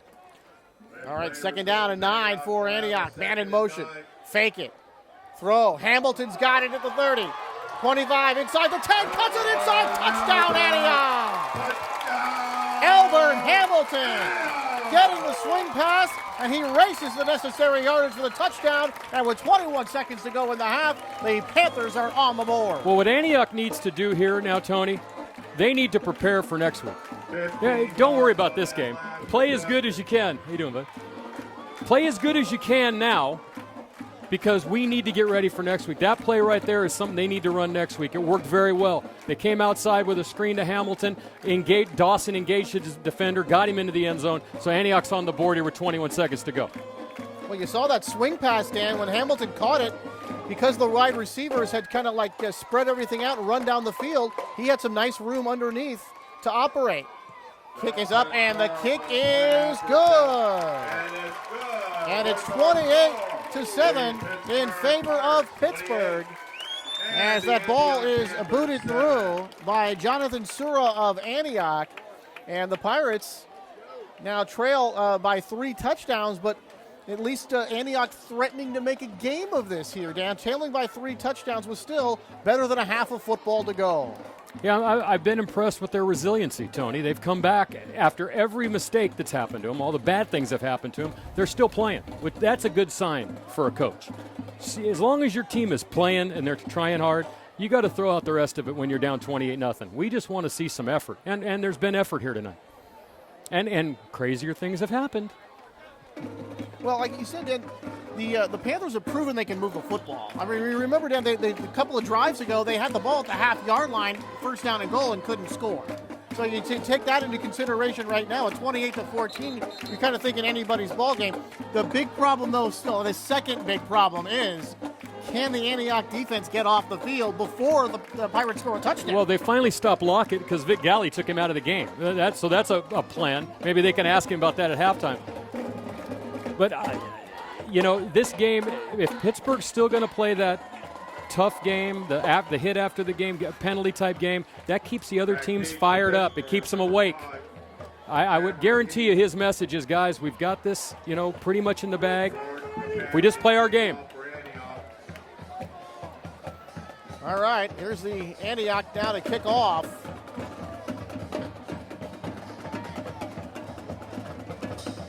Papagani, short kick, and that is going to be caught at the 30-yard line. Trying to get away, 40-yard line, stumbles across the 45 to about the 46. Corey Alexander at about 11, 12 yards on that return, and it'll set up first down here for the Pirates. So do they have a 52 yards in 12-second play, Tony? That's the question. We've seen it twice. Yeah, we have. We've seen a couple of plays, and they did it in about, 3.4 seconds? Or however fast that Lockett can run the 50 or 70-yard dash. Well, you know what they say about the prevention defense sometimes. It prevents you from winning and or stopping the other team. So it depends on how far. If Antioch's only going to play 4 linemen, if they can just split a gap and get Lockett in the open field. Remember some of those big plays, Dan, is when they go to those wide receivers and they spread the field a little bit. Antioch kind of got everybody toward the line, and once the Pirates got past the line of scrimmage, there was really nobody in the secondary to make the stop, unless one person. Well, they got 2 wide receivers up top. Mallet in the game at tight end on the right side. So here we go. Kind of an umbrella defense. 3 defensive backs way off the line of scrimmage. Couple of fakes, and the quarterback in trouble, able to get away. Running to his left, now fires. Pass is going to be caught, and across the 40, 35, and down to about the 32-yard line, and that will end the first half. So that umbrella coverage and that prevent kind of actually worked that time. It did work that time. They got a big play, but now we've got a flag, and barring a defensive penalty, the half would be over. But if this is against Antioch, the Pirates would have one more chance. And Pittsburgh's leaving the field, so it's not. It's against the Pirates, and that will do it for the first half of play. So after 2 quarters here from Antioch in the 96th Big Little game, Anthony Schultz along with Dan Wall, 28-7. Come on back, we'll have the third quarter right after this.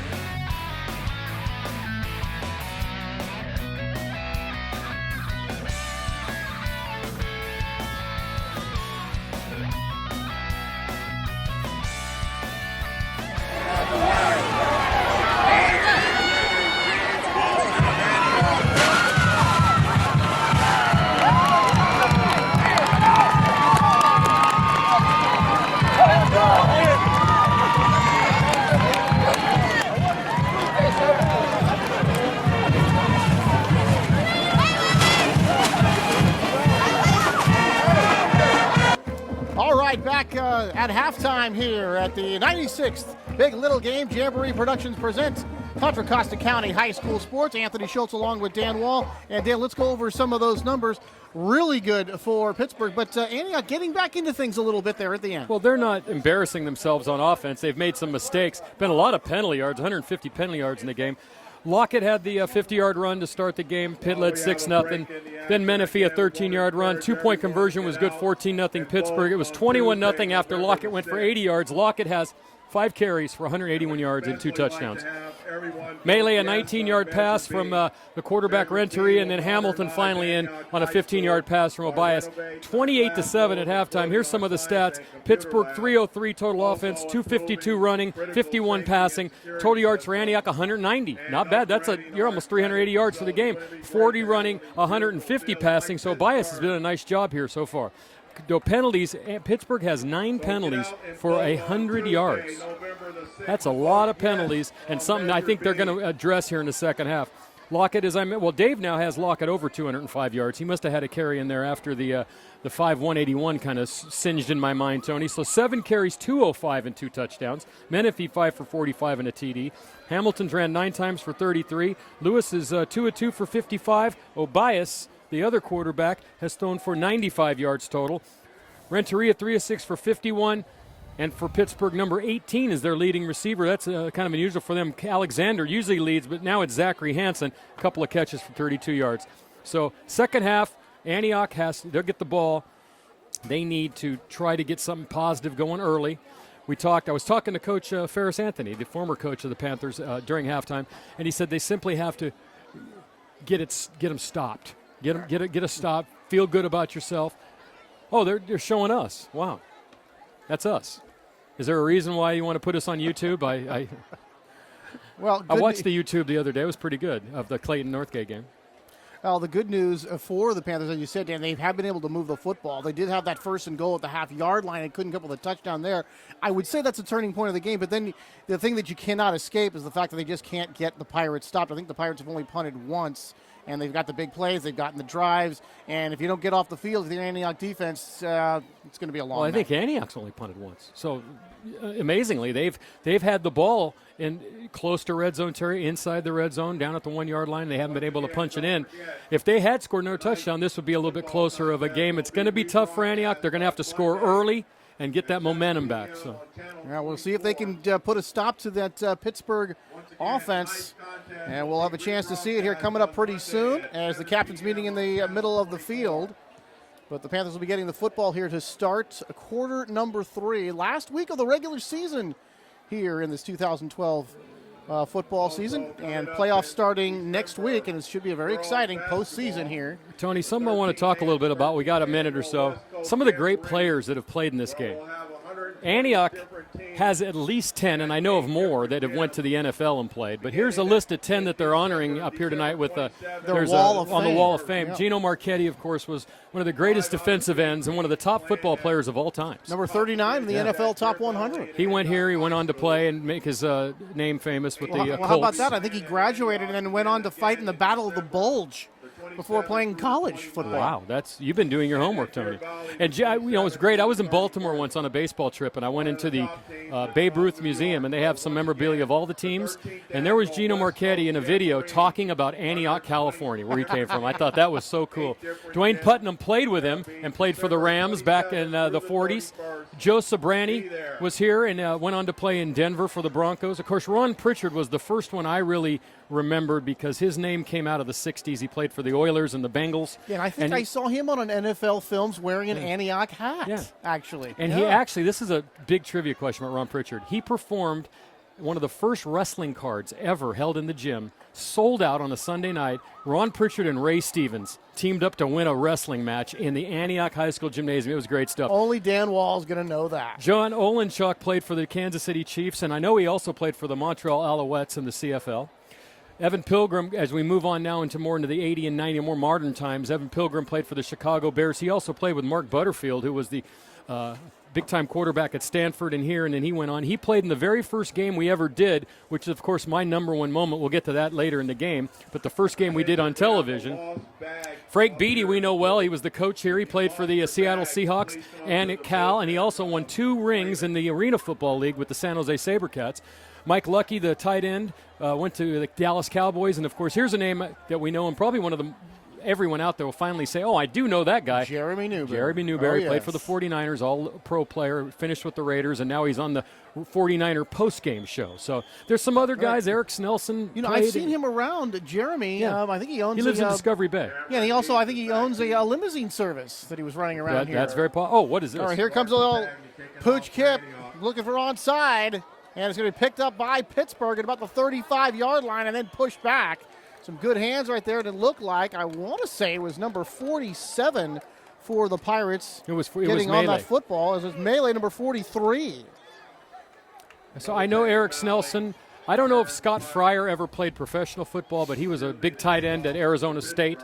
So there's been some big-time players. When we start the Pittsburgh list, we're going to go right across to their Hall of Fame player, John Henry Johnson, who passed away a couple of years back. $1 million backfield. Yep. Played for the 49ers and also in Detroit. So Gino Marchetti and John Henry Johnson, amazingly, both in the Pro Football Hall of Fame. All right, here comes that Pirate offense. Going to start from their own 34-yard line here as we begin the third quarter of play.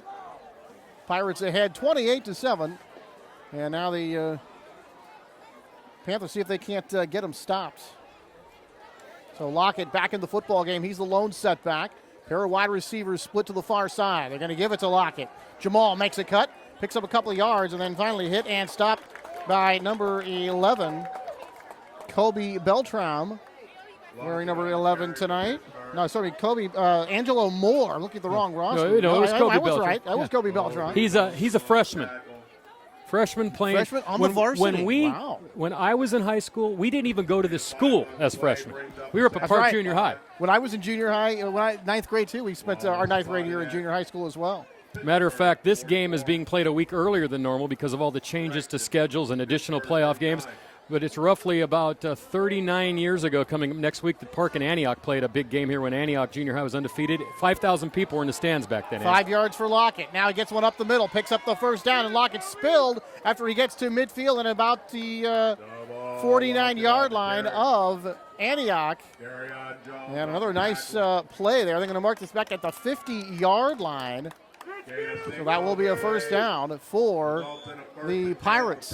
First and 10 for We're going to have to watch this, Tony, because he's over 200, and a couple more runs like he had in the first half could be approaching 300. I believe the record is 303 yards by Rene Lopez in 1999, the big little game record for rushing.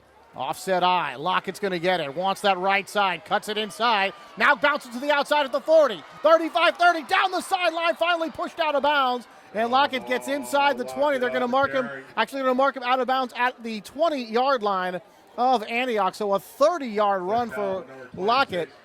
And Gomez came up to make the tackle, but not after another big play for Pittsburgh in that running game. Well, at least we know 26 is Gomez. 251 yards now, just 2 minutes, actually 1 minute into the third quarter. That's Gomez, who's not on our roster, so at least we know it's Gomez. I don't think it's Gomez from the Adams family, but Gomez is his last name. So just a minute, 17 seconds into the quarter, and Lockett already over 250 yards. Now the I formation this time, a fake, and this time quarterback is going to be caught in the backfield and sacked. Cranberry Gato able to get the sack that time, and Renteria going to lose big yardage. And he's going to be pushed all the way back to about the 30-yard line. Going to mark this about the 31-yard line. You've so heard of loss of 11 yards. Blueberry Hill. You've heard of Raspberry Beret. That's Cranberry Gato. That's a fruit reference, Tony, just so you know. That melee one, that was good. That one was it, the fruit reference? Come on, Blueberry Hill. Okay. It's a music reference. That was a great play by Gato, though. Unabated to the quarterback. Big play for the Antioch defense. Offset eye again. And here's Lockett again, cuts it back inside, Dan. And when he gets outside, Dan, he picks up the block, sets up his blocks really nicely, and able to make that one cut. And after he makes that one cut, it usually means a big play for Pittsburgh. He's very tough to get to when he has a little bit of room. He's not a up-the-middle power, I'm going to knock you over for 4 yards kind of runner. He's I need a gap, and once I get a gap, I can outrun you to a spot. So to the Antioch 22. Third down, little hitch pass, and then the Panthers are on this. And they're going to be dropped down at about the 25, inside the 25, at the 24. And that's Zachary Hansen who made the catch. Thompson on the tackle for Antioch, and he was right there that time and not allowing those receivers to get away.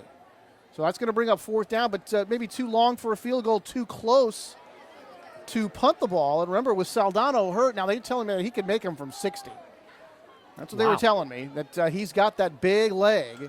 Well, did you see the junior high kid that kicked a 68-yard field goal? I heard about that. Unreal. Of course, the NFL record's only 63, and some kid from junior high, that's just amazing. I formation, fourth down, they need more than 10. They got that hitch pass.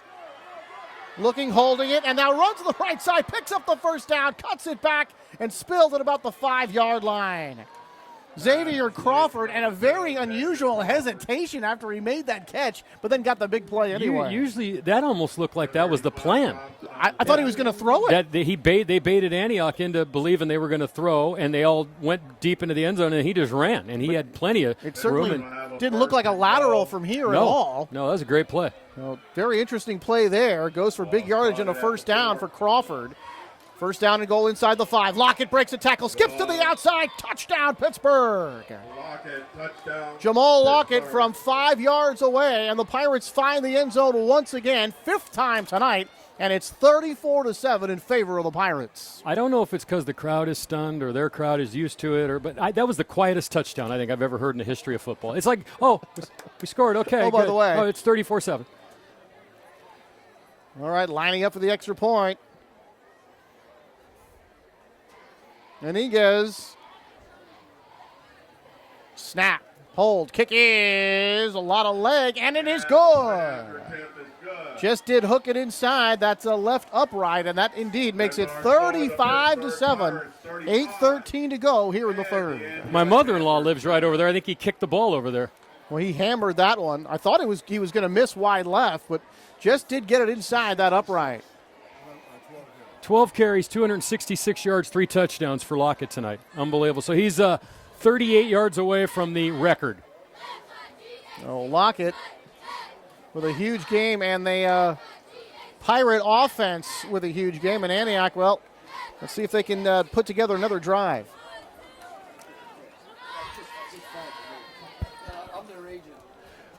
Let me give you highlight number 3, Tony. The rain in Pittsburgh. Dave, you remember this game in Pittsburgh in 1973? Derek Helms. Yeah, ran for about 215 yards. It was raining so hard that night, it looked like actually the game was played in a swimming pool. That's how much it rained that night in Pittsburgh. But Antioch won that game. Antioch had that 16-game streak. And, of course, now Pittsburgh is on a 10 out of 11 streak, and tonight on their way to 11 out of 12. All right, here's that kickoff. Taking about the 5-yard line. 10, 15, 20. And hit and drag down, and they're going to spill this one out to about the 25-yard line. DJ Wall, about 20 yards on the return. And the Panthers going to set up shop there, 1st and 10, but now trailing again, Dan, by 4 touchdowns. Let's talk a little bit about some of these Pittsburgh players that have played in the big little game. We mentioned John Henry Johnson. Seaborn Hill was a great player for Pittsburgh back in the 50s. Ken Simonton, we talked about all the things that he did there. Reagan Upshaw, you may remember, played at Cal and played for the Tampa Bay Buccaneers, Washington Redskins.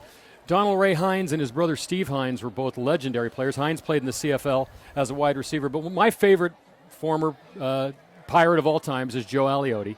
He always says I'm like his publicist because I know so much about him. I know more than his mom does. But Joey was a great player and actually played home games here as an LMC quarterback back in the 70s. There's that little hitch pass.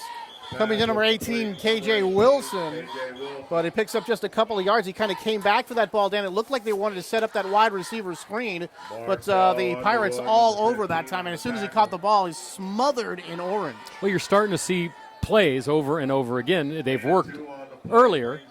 They might not work as well now because they've seen them, they're using them, and Pittsburgh's pretty much got their starters still in. I hope they, in the fourth quarter, will probably go to some of their backups and reserves. High formation, fake to Elbert, throwing this down the seam, and it's going to be well covered that time, and intended for number 2, DJ Wall, but covered very nicely that time down the field.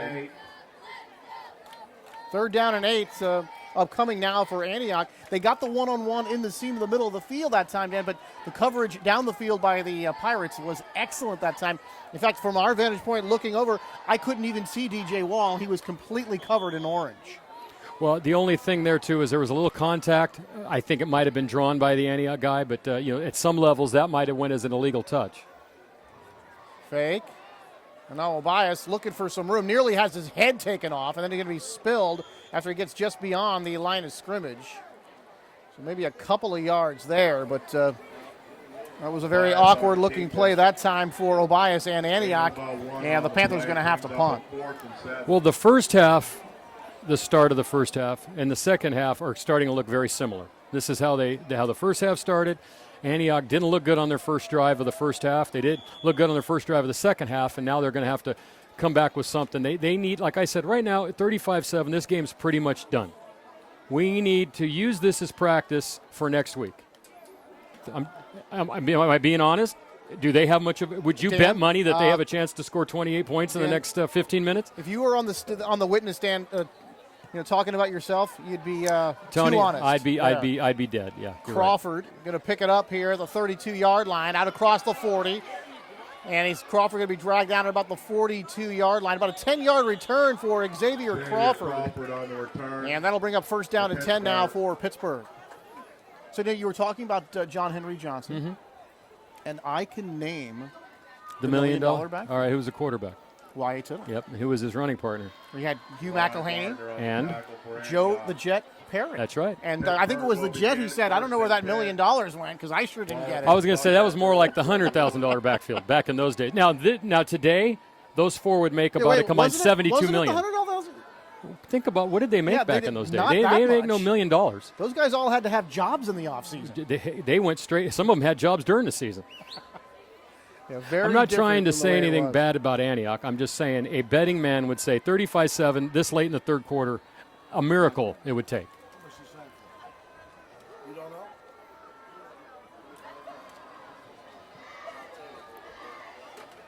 Yeah, this one go to the outside. Lockett gained 16 on that play. All right, Lockett, they are making it look incredibly easy right now.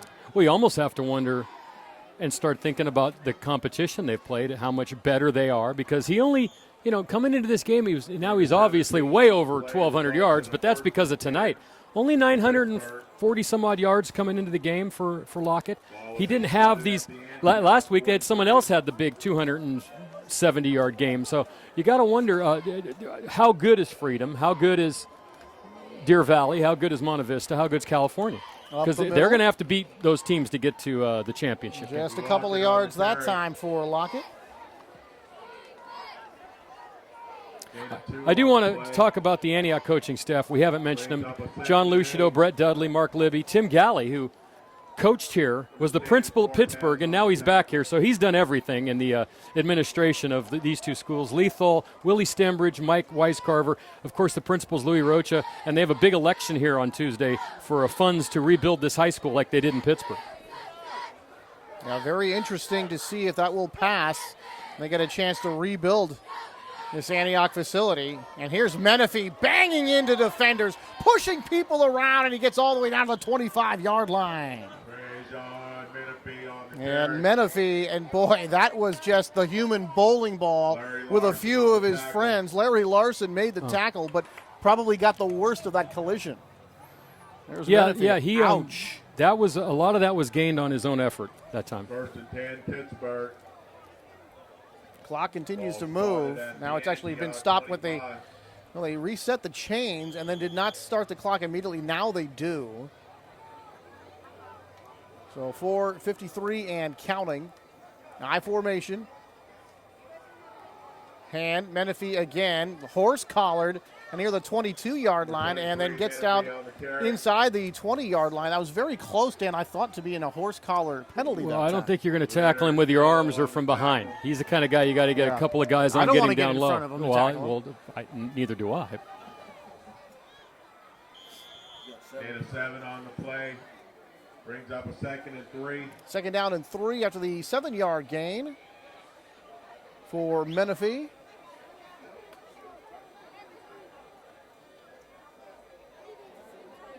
Renteria, short drop, throws over the middle, and had a man. Ball pass is incomplete, and that's a situation, Dan, where you look like you're leading your number 6, Corey Alexander, almost right into a defender, and that's got to be a tough way to make a catch. Well, the same thing happened earlier on the other side, and, you're still thinking about it no matter what. You know that guy's got great position to just level you, take you out. I'm almost thinking on some of those, Dan, you really want to have that sort of that sit down type of pattern. You kind of sit down in between or delay at least. It to you. Yeah, so he can then do something with the ball, because even if you catch it, he's going to get hammered. 4:08 to go here in the third. If the clock stops on the incompletion. And now we have whistles blowing this one dead. Timeout, Pittsburgh, as they want to talk things over here, looking for touchdown number 6. Coach Galley has been at Pittsburgh now for 11 seasons, Tony. He's won league titles in 2002, 3, 4, 5, 7, 8, 10, and 11, all under Coach Galley. He was the North Coast Section Finals runner-up in 2003, 2008, and 2009, and you know what that usually means? They lost to De La Salle. That's tagged at the end of that. He's been the Coach of the Year in 2009. I mentioned 8 titles. They've won section titles in 80, 85, and 91. And, of course, 1991 will go down in history as one of the greatest high school games ever played. De La Salle driving, last minute of the game, Pittsburgh up 28-27. And it was Percy McGee, I believe, for Pittsburgh that intercepted a pass and ran it back, and Pittsburgh won that game 35-27. It's only the second time Pittsburgh has lost in 25 years to a team from this side or this area. Monte Vista beat them at the Coliseum in 87. Pittsburgh beat them in 91. So, and it doesn't really look like anyone's going to beat them this year. The beat goes on. That's just the betting man's bet. Year after year, but you got to say one thing about those guys at De La Salle. They go on and they play those other really, really good teams, and they beat them too. Pass is caught, wide open. Down inside the 10-yard line, turns, gets into the end zone. Touchdown, Pittsburgh! And that's Terrell Lazaire making the catch and scampering it in for the touchdown. And the Pirate offense continues to make it look very easy. If you see this again, you're going to look. Lazaire's going to look back almost like, where is everybody? I have this easy of a path to the end zone, and then one guy bounced off him. He was all alone. He was so open. I mean, at some point, someone's got to be out there to, coming out of that defense. You get someone's got to spy someone. So Lazaire from 19 yards away, and now it's another touchdown. And Luis Iniguez is going to try yet another point after here. Missed one tonight. Snap, hold, kick is up, and the kick is good. So the Pirates with 3:59 to go here in the third period, a commanding 42-7 lead over the Antioch Panthers. The other night, Tony, the 49ers played on Monday Night Football. You might have recalled that game. I know they'll be playing and beating your team next week, but and your team next week. But I just got to say, I like John Gruden, but he's just a little too technical for me. John Madden, I always like Madden, it's like, oh, they ran over here and then whap, they hit him down. And that was Gruden. There was a play last week where he went something like, they ran the X by the Y and the double D to the left side.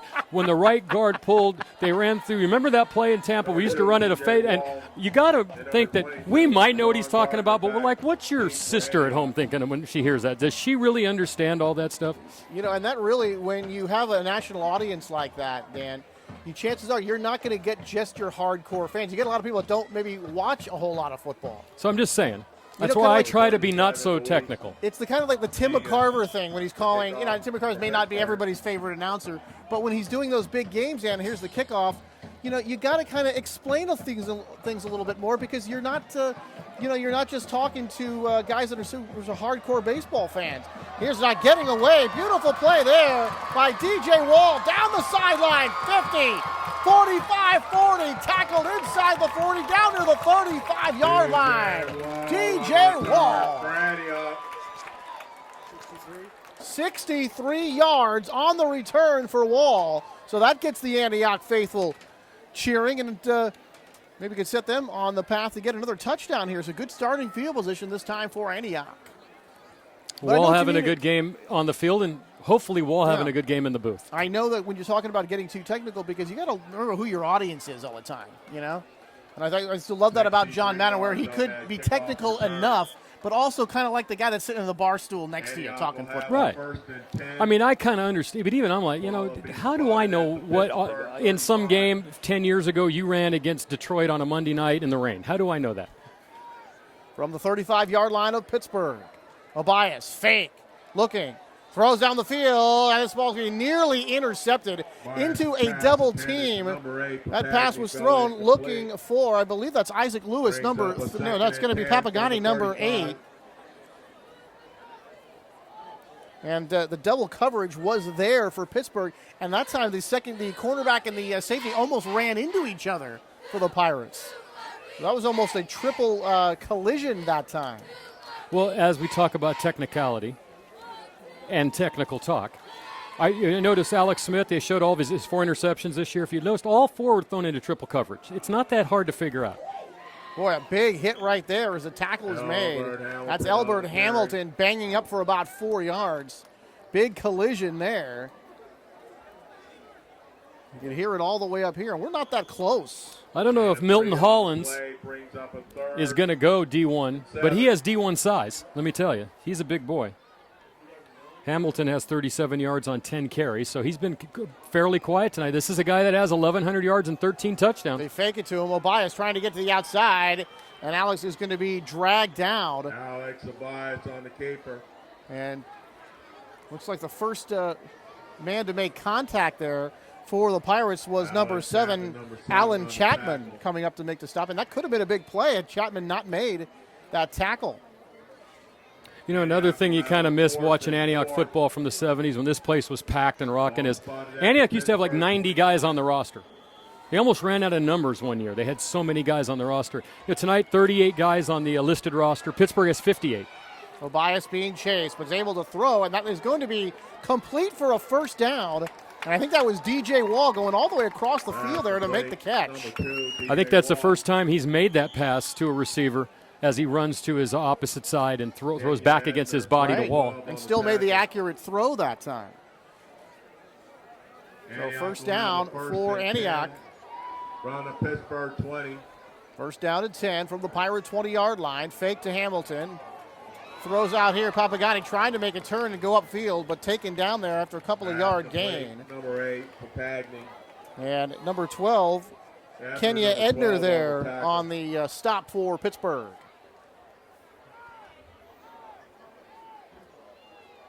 And take a look at the replay out here. Papagani able to make that catch, Stan, but not able to get away. As Kenya able to come up there and make the stop. Nicely done by Pittsburgh. Obias trying to go up the middle and then sandwich there and then wrestled to the ground. Just a couple of yards. A couple of guys getting up off that tackle. One being number 78, Milton Hollins there defensively. Also Antonio Baldazzo there for Pittsburgh as well. That was just a quarterback draw that time, and if you don't have much of a gap there, you're going to get hurt. 3rd and 3, going to the second one.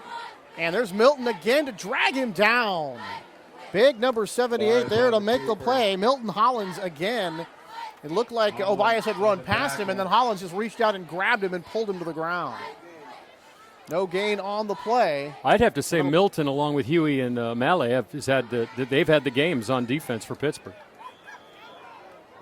Fourth down and about 3 yards to go here for Obias and company. Hands Albert Hamilton, and that second effort when he spills over looks like it got him the first down, and I believe it did near the 10-yard line. So that'll be 1st and 10 for the Panthers, and now they can get a first down at about the half-yard line here of Pittsburgh. So the drive continues. The clock stops at 39 seconds, and they do have to move the chains and reset them here because they can get a first down.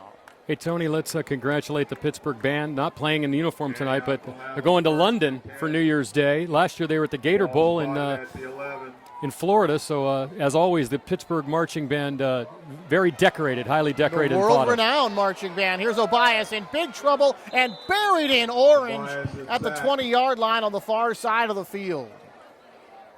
So Obias really nowhere to go that time, and the Pittsburgh pursuit was all over him. I have a feeling Mr. Obias tonight, when he eventually falls asleep, is going to see a lot of orange people chasing him around in his dreams because he has been under siege for most of this game. Attacked by pumpkins all night long. Attack of the orange pumpkins. And that'll do it. The end of the third quarter, a 42-7 Pittsburgh lead. Come on back, the fourth quarter coming up.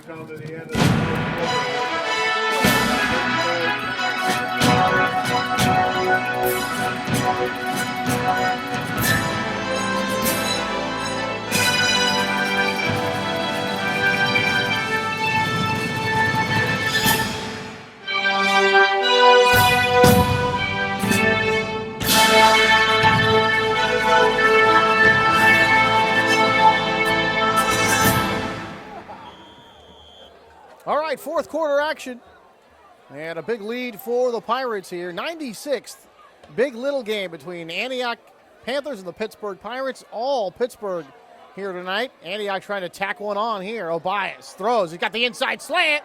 Pass is going to be broken up, but we're going to have a flag. And Wilson, the intended receiver, and Cameron Heath is going to be called for pass interference Little slant pattern that time. Heath was there defensively. And the clock is running, so they have agreed on the running clock. Wow. With a 35-point lead, I'm shocked by that. Both coaches have to agree upon it, and they obviously both concurred and said, yeah, go ahead, run the clock. And they will. So we've got a penalty on the field. It will be pass interference against Pittsburgh. So it'll be a first down for the Panthers. And now they're going to mark this ball at about the 10-yard line for Antioch, and they'll have it there, first down at 10. Showing second down on the box on the far side of the field. No, it's first down. It's going to be first down, and this is going to be a first and goal situation for Antioch, ticking down to 11 minutes. So Bias back, throws. Papagani in and out of his hands, but he was going to get hammered that time, Dan. Coming up there was Shane Morris, number 4, and Morris was about to lay the wood on him. And a smart play by Morris, because you were going to have a wide receiver who couldn't defend himself. That could have been a big hit and a penalty. And I also noticed something on that play. Antioch sent a receiver right flat. Remember when the Pittsburgh guy was wide open? This time the Pittsburgh defender went with him, leaving coverage there. Exactly. So just a difference in noticing what's going on the field there. Yeah, thinking on both sides of the field for the Pirates. Obias with time. Throws. He's got it. Papagani tries to get inside the pylon for the touchdown, and he is in. Touchdown. Antioch, 10 yards out for Jordan Papagani. So something positive for the Panthers. Obias has been able to make that pass a number of times tonight. Papagani's been out there and has wanted to make a few catches that he didn't, but he has made a few. Like I said, Antioch hasn't been totally blown out of this game, but they have not been able to take advantage of the Pittsburgh mistakes or stop them when they really needed to. That's kind of how this game has flowed. It's kind of like Pittsburgh went up, Antioch fought back, Pittsburgh keeps going up, and Antioch keeps fighting back. But they just scored that other touchdown, took advantage of a couple of those penalties. We might be talking about a whole different game here. Snap, hold, the kick is up, the kick is good. And banged through by Jonathan Sura. And that makes it 42-14 in favor of Pittsburgh. The Antioch Panthers 14. And I can see why they make that distinction, because the college Pittsburgh is the Pittsburgh Panthers. And this is the Antioch and the Pittsburgh Pirates. So you got all those Pittsburghs and Antiochs and Pirates and things in there. You could get that one confused. You confuse that one. Yeah, take a look at the Pittsburgh log, Dan, over Clayton Valley in week number 1. And the loss at California, another close game there. They lost big to Monte Vista, 44-14. And they beat Berkeley and at Granite Bay. And at Granite that Bay, was a double overtime game. Yeah, 28-27. And Granite Bay hasn't lost since. Right. So they played very well since that ball game. Then, of course, the win over Liberty. But they also did beat Deer Valley a couple of weeks ago. And that's turned into a big rivalry, Dan. You know, when you talk to Deer Valley people, the Wolverines, I mean, their big thing is, we got to beat Pittsburgh. Well, I think Pittsburgh's big rivalry is whoever they're going to Pittsburgh is almost always in the title hunt. All those other teams have kind of rotated in and out over the years. Antioch's good this year. Heritage was good one year. Freedom is good this year. You know what I mean? Whoever their big rival that year is who they have to beat to get to the first place. And that's why that Freedom game this year was the biggest game. And you could see a 49-48. I'd love to have that one on television. Well, you talk about a couple of times, you talk about all the BVL titles that Pitt has won, especially of late. A couple times when they didn't, Deer Valley went 10-0, and a couple of those years, who did they lose to in the playoffs? They lost to Pittsburgh. Well, that was that one great game, 35-33, and Taiwan Jones in that game. So Pittsburgh was able to come back and bite them after the Deer Valley Wolverines won the BVL championship. Here comes an onside kick, and this one is not going to make 10 yards.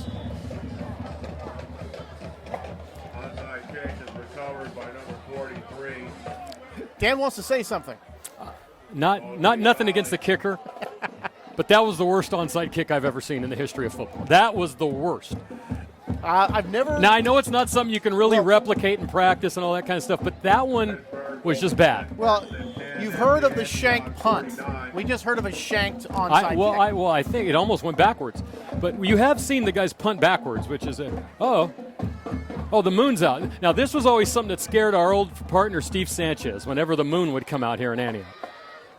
So the Panthers have the Pirates starting from their territory. They're going to run up the middle here on the first play and pick up a couple of yards. Well, we have number 13, Silverio Ozuna, in the game at quarterback. Some of the backups are in. I think we've seen the end of Lockett tonight.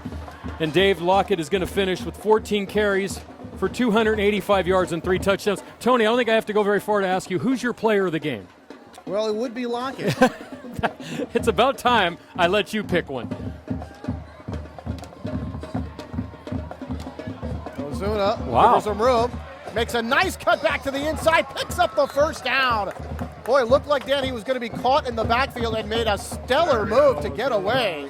And Ozuna, on the first time he carries the ball, he's looking pretty good.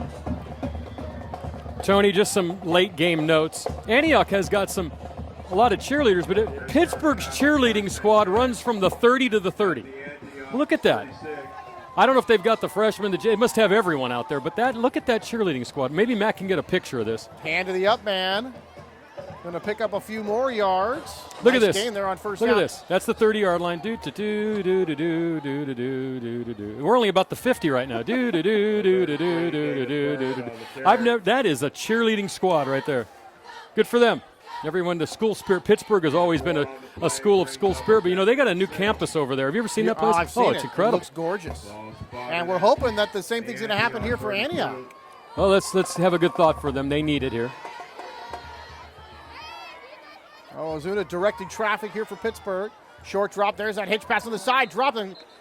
And for a moment there, Pittsburgh thought that was going to be a lateral, but it is, in fact, an incomplete pass. He threw it for it. Now, with the clock running, I got to throw my notes in real fast. So here's the number 2 moment, Tony. 1972, Steve Leroy against Steve Kamich. Remember this game, Dave? 40-32, 800 yards of total offense, up and down the field. What a big little game that was.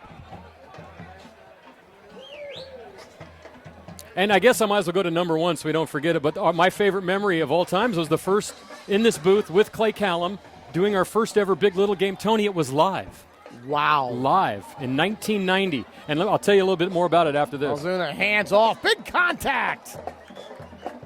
And just a couple of yard gain that time. And Murphy gets the carry and then runs into an Antioch defender. And that was Marky Beltran making the tackle, and that was a big hit right there, Dan. And one thing we haven't seen tonight, Dan, and thank God, we haven't seen any injuries tonight. That's true. We haven't had a delay.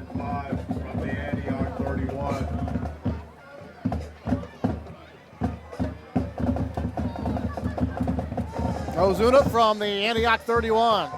Short drop back, pump fakes, throws down the field. He's got a man in and out of the hands of the intended receiver. And that was number 81, Lyman Glover Walker, who was open. And Ozuna looked good on the run, looked nice on the pass right there, and Lyman couldn't make the catch. While we got a chance here, I just want to finish this thought, Tony. In that game, in 1990, Mark Butterfield was the quarterback for Antioch. On the side for Pittsburgh, Chris Shipe, who went on to be the quarterback that beat De La Salle, Reagan Upshaw, James Stallworth, who went to Cal, and a number of other great players. Percy McGee was a junior in that game. So a number of great players. Coach Pardee was there then, and it was 21-19, I believe, was the final score of that game. But that was the first time we did it on television live that Saturday afternoon. How did you guys manage to pull off live?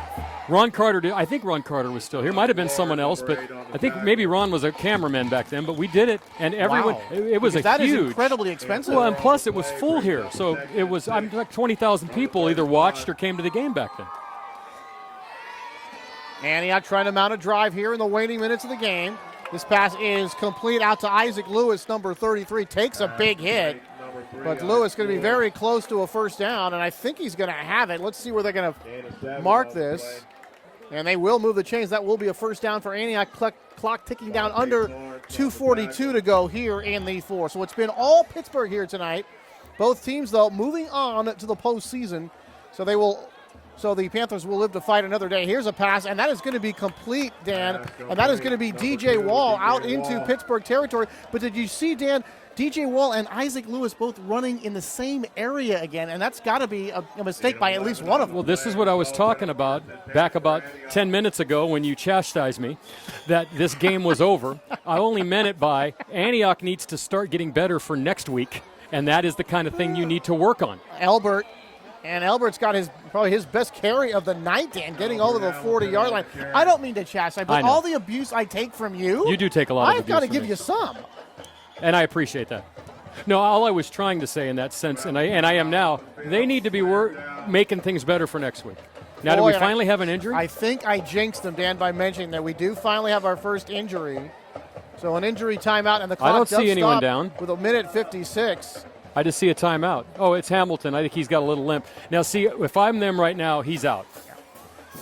If they have a hope at all to win a playoff game, you need Carthon and Hamilton in that game. Absolutely. Although I think Obias has made a case now that they have a quarterback perhaps for next year. He's a guy who could throw some passes. He's pretty good. He's definitely gonna have to improve over the. But I mean, he's thrown some nice passes tonight. He's looked pretty good. You know, and kids tend to grow at his age. So right up the middle, cuts it back to the outside, and then spilled inside the $25.22. And that's Jerron Gardner, the 155-pound senior, and showing a nice burst of speed going up the middle and then making the cut as well. Where he's showing that he's got a little bit of a game in him, Gardner. He's had a couple of nice runs. Shotgun formation. Gardner's the setback. Obias throws to the near side, caught by DJ Walls. Going to spin inside, but he's going to be actually pushed out of bounds before he gets to the 20-yard line. Ward on the tackle. And Antioch calls timeout with a minute 19 to go. So Antioch trying to put a little cosmetic surgery on this one, Dan, and tack one on before we are through here.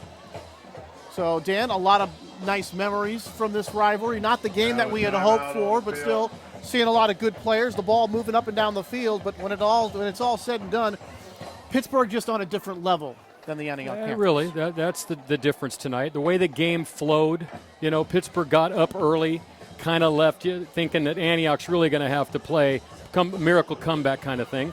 They had some nice things working for them, nice drives. They scored late in the first half. They've scored here, and if they score here and people look, they'll go 42-21. That isn't so bad. But obviously, we know better. Pittsburgh has dominated this game. Here's Garner again, able to get out across the 15 down to the 14-yard line. Take us down under 110 and counting. And again, I just want to mention the folks that help us bring to you Contra Costa County High School Sports. Mary Rocha running for re-election to the Antioch City Council. Richard Clark, MD of Antioch Redwood Painting Company. And, of course, Dave Jackson and the West Coast Jamboree. We'll have that for you in December. And, again, we hope to bring you some of those games on Contra Costa TV, on Delta TV, and Channel 24, as well as Channel 26 on the Central channels. Well, Tony, I want to make sure all this hard work I did this week is compensated for. So I want to thank Vic Galley for his great preparation. Coach John Lucido, they're both very nice men, and they do a great job. It's just that at some point, you know, one of these days, I'm just going to tell you, and this is coming from a Panther, Antioch's going to come back in football. I don't think it's always going to be, there's going to be a day they're going to come back. It just depends on the right mix of players. Well, Dan, they are obviously getting better. Well, they are better. They had a couple of really bad years. They've been better the last 2 years. But I just have a feeling they're going to come back. One of the things that's kind of difficult, they run a very complicated offense. And I think sometimes that might be a little bit simpler because when they ran the simple plays tonight, they actually did fairly well. It's when they got complicated and tried to do some of the other things that they kind of shot themselves in the foot. Yeah, thanks very much to the Antioch people, and of course Steve Sanchez, helping us to, put the situation in place where we can get these games on the air. I want to thank him very much for all his support, and the Antioch and Pittsburgh people helping us prepare for this game. Here's Obias back, throws over the middle. He's got Wall. It's in and out of his hands, but Wall looked like he would have had a touchdown. And the other problem for the Panthers, they've had a few drops tonight because Obias has really thrown the ball pretty well. Oh, yeah, he has actually had a few drops.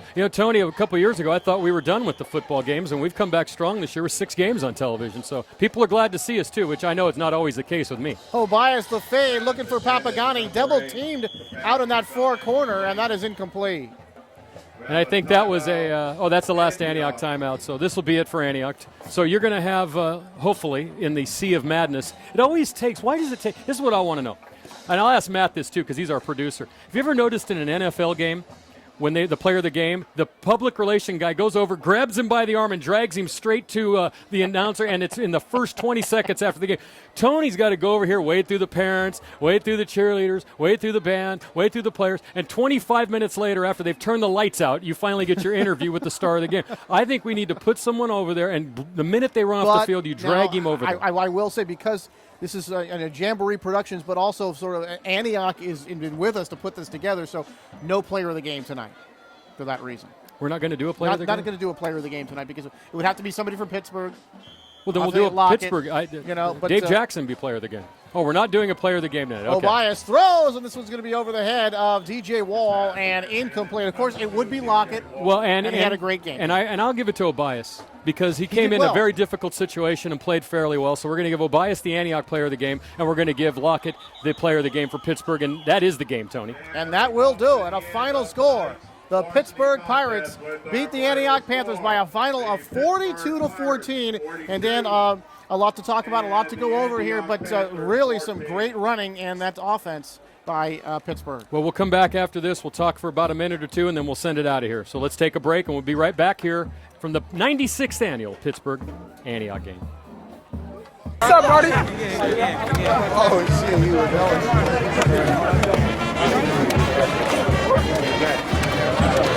You're on that side.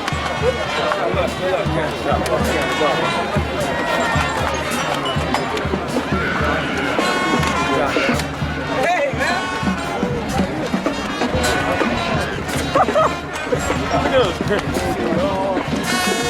After this or what?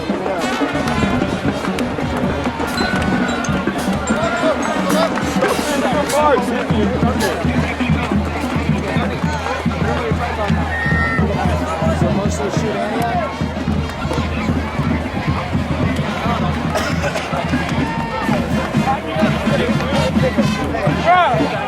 I tried to break like 20 dudes ago. Trying to get people coming.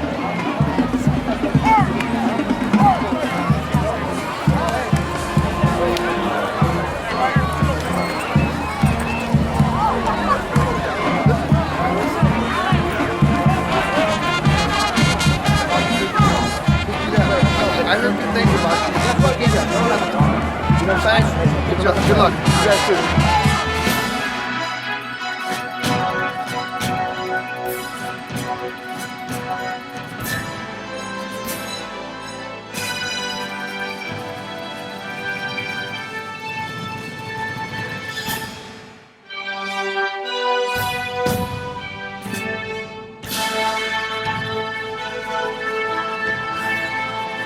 The 96th Big Little game here from Antioch High School, 42-14 in favor of Pittsburgh. Anthony Schultz along with Dan Wall. Dan, it was just that situation where Pittsburgh just on a different level than Antioch. Yeah, it didn't look as bad stat-wise in the first half, but in the second half, Pittsburgh really took it to them. 465 total yards to 224. Antioch only had 34 yards of total offense. The big stat, though, is Lockett with 285 yards, only 18 away from a Big Little game record. 3 touchdowns. They had no answer for him at all. He probably had 14 carries. 12 of them went for positive yards, and I'm talking 10, 15, 20-yard chunks, and, of course, the 2 big, long touchdown runs. So he's the player of the game on that side. Obias for Antioch did a decent job, but Pittsburgh held Hamilton down. He only had 40 yards rushing. So, as you mentioned, Antioch valiant in their effort, but ultimately Pittsburgh dominated this game. So the Pittsburgh defense actually coming up big today. That's been a bit of a maligned defense this year in transition, but really came out with a good game here tonight. Well, for Dan Wall, I'm Anthony Schultz. From all of us here at Jamboree Productions, saying good night from Antioch.